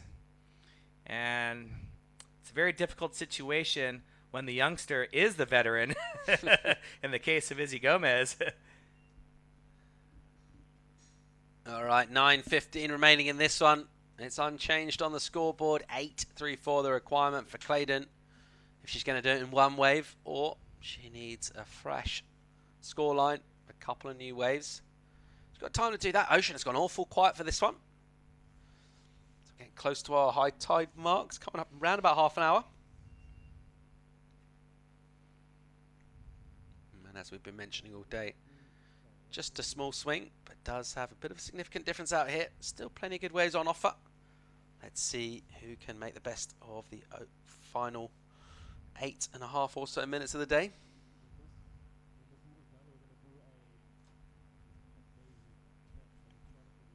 All right, live action. Here goes Lara Claydon. It's a little bit side to side from her. I'm not sure that's exactly the wave she was after. And we'll see on the shot. Meanwhile, behind, Westhorpe working things over. Let's just stick with Claydon. She'll finish off. This one will go real soft and small on the end. She'll kick out of there. And I think maybe even Westhorpe decided to get out and get that priority. Gets a little bit knocked off her board there. It's awkward in there with that chop kind of swirling around, kind of meets the rip. Got a little bit of a deep channel and then some shallow water right next to it. And you do get that kind of short, spiky sea in there, which is pretty tricky. So that'll eat up a little bit of clock time, that last wave. I'm not sure it'll do too much damage on the scoreboard. She's still going to be needing a good score. Well, we see Westhorpe right down the end there. Okay, so just assume that maybe she got out there, but she did finish off that wave pretty much in the same kind of position now. Not sure we might get that much of a paddle battle. It does look like Westhorpe. Well, let's see how this is playing out. It looks like Westhorpe's going to get in the lineup first. Yeah, they both dabble in racing. Lara probably the less accomplished racer, Shakira Westhorpe, actually the only competitor to win an ISA World Championship in surfing and racing. Also a winner of the Battle of the Paddle way back when. And Shaq participating in the Red Bull Heavy Water that happened just a couple of weeks ago in San Francisco, part of the APP World Tour of Racing.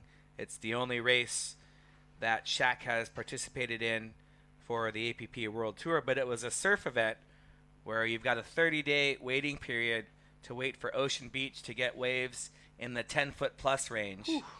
And they started paddling at Crissy Field 7 miles away.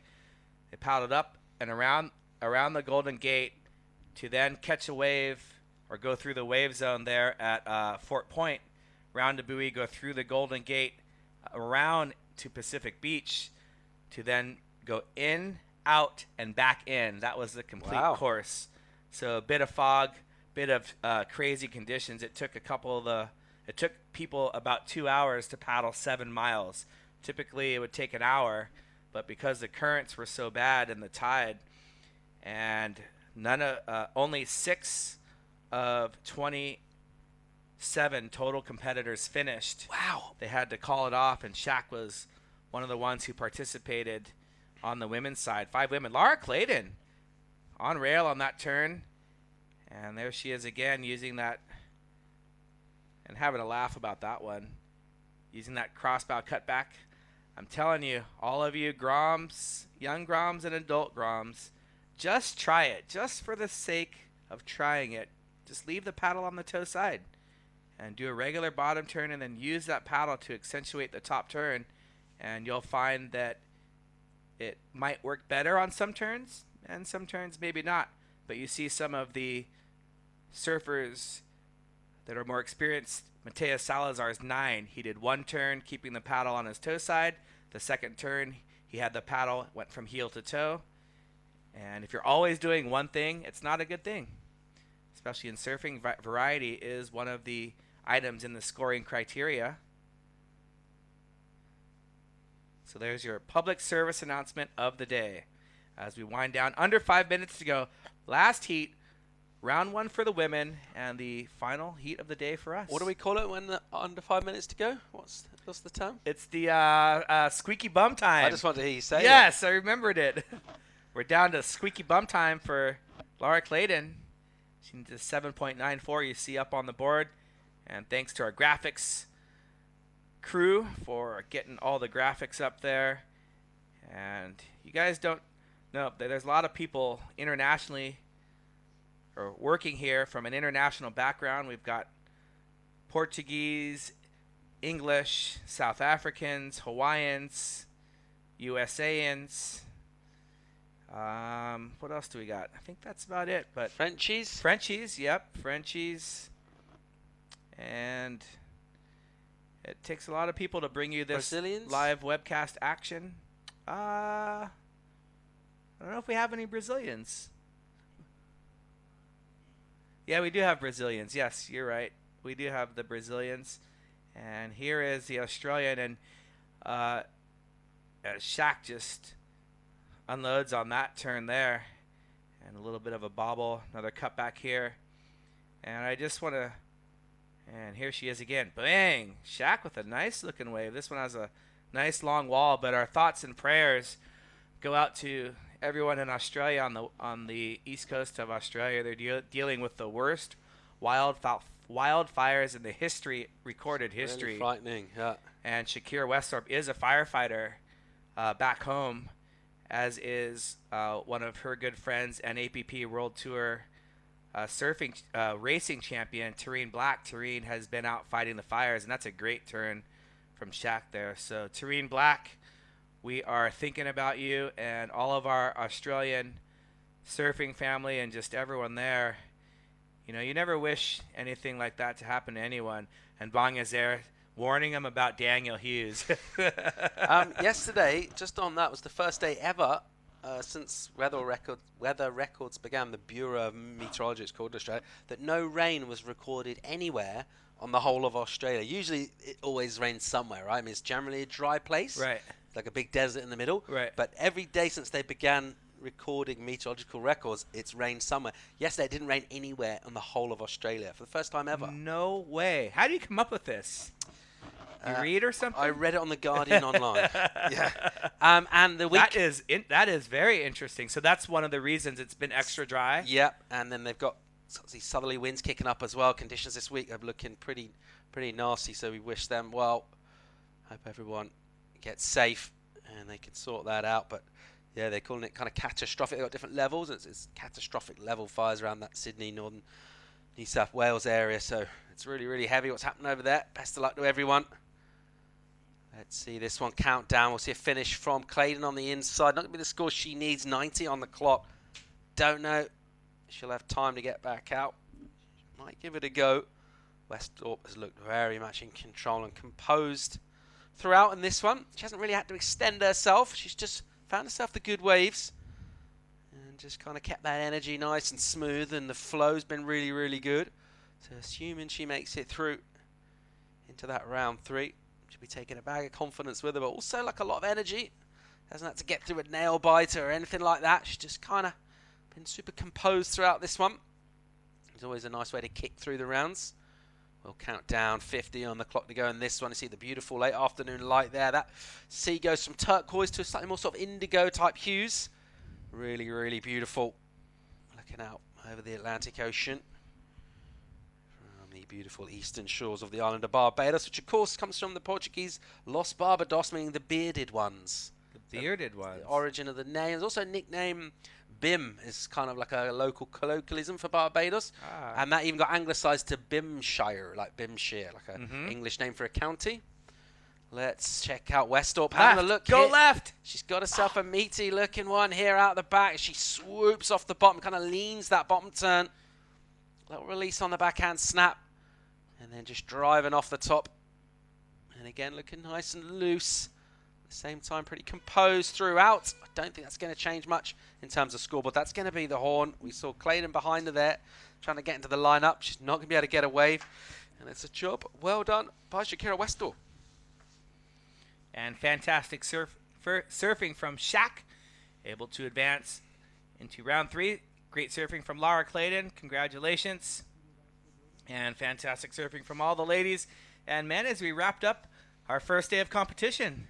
What an epic day that we've had here in Barbados. But, I mean, a couple of takeaways, a few talking points. What a great call to wait until today and run through. We've been so lucky with the wind. Think about the waves, but the wind's really held off all day. This has been the glassiest day by far we've seen. Yep, and I think we've had consistent waves. And, you know, the last couple of days there's been wind and swell, but a little inconsistent. There's been some gems and some really good waves, but there's also been some periods of waves that, you know, have a little bit less to be desired. So we want to make sure that every competitor gets at least 2 waves in every heat, and that's where we try and really pinpoint the day to make the call, and great call for today. Yeah, sure. You think about that little kind of period just ramping up a bit. We've seen a lot of people take off on the peak and surf all the way through to the inside, able to use the whole of the length of the wave, and that's been, you know, we've seen some great scores. We've seen some epic surfing.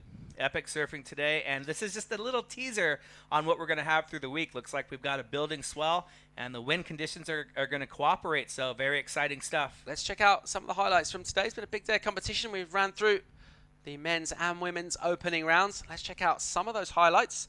Women's first up, of course, your ratings leader, Izzy Gomez.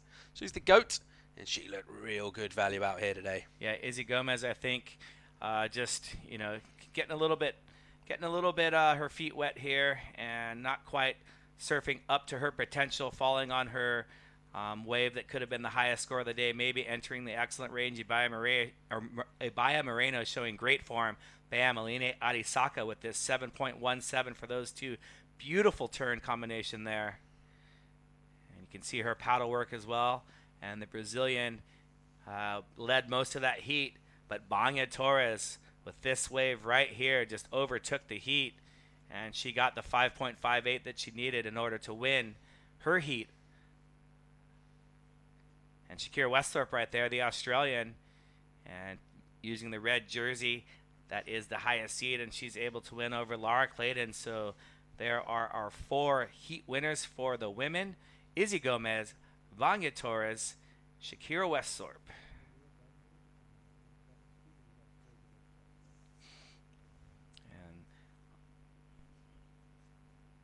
There's Aline. Arisaka once again. Let's have another look at that 7. There's a lot to admire about it. Unfortunately, she couldn't get the win in this. A strong start from her. But she will be coming up in the repechage round. So that's super impressive stuff from a Frenchman. Benoit Carpentier with a fantastic heat there. And he's just able to edge out. Here's another Frenchman. This is Camille Bouillet. And he's just going to wrap that one right into the pocket. Bant Roediger, heat winner as well. As you can see, his competitors looking back at him as he rips his way down the line. And I love that beautiful carving down turn right there. That's one of my favorite stylish turns of the day. And there's a patented hair flick. That's our first 9. Boom. I can watch that a million times. And this Mateus Salazar, the Brazilian, winning his heat over the current number 3 in the world, Wellington race. And we saw that interesting exchange where an interference was called on Wellington. Here goes your reigning world champ, Sean Pointer. That was absolutely sick. You see the fins there. Such a good turn from him. He's got so much spring in his step. And just ramping up the performance of that 9-4, the high score of the day. Here is Tamil Martino, the Peruvian, who was able to be victorious in his heat. So much experience on the World Tour and a lot of experience surfing. And Luis Dingis just dialing in this wave right here. And that first turn was so crisp and spicy. And he's just milking this one all the way back into shore.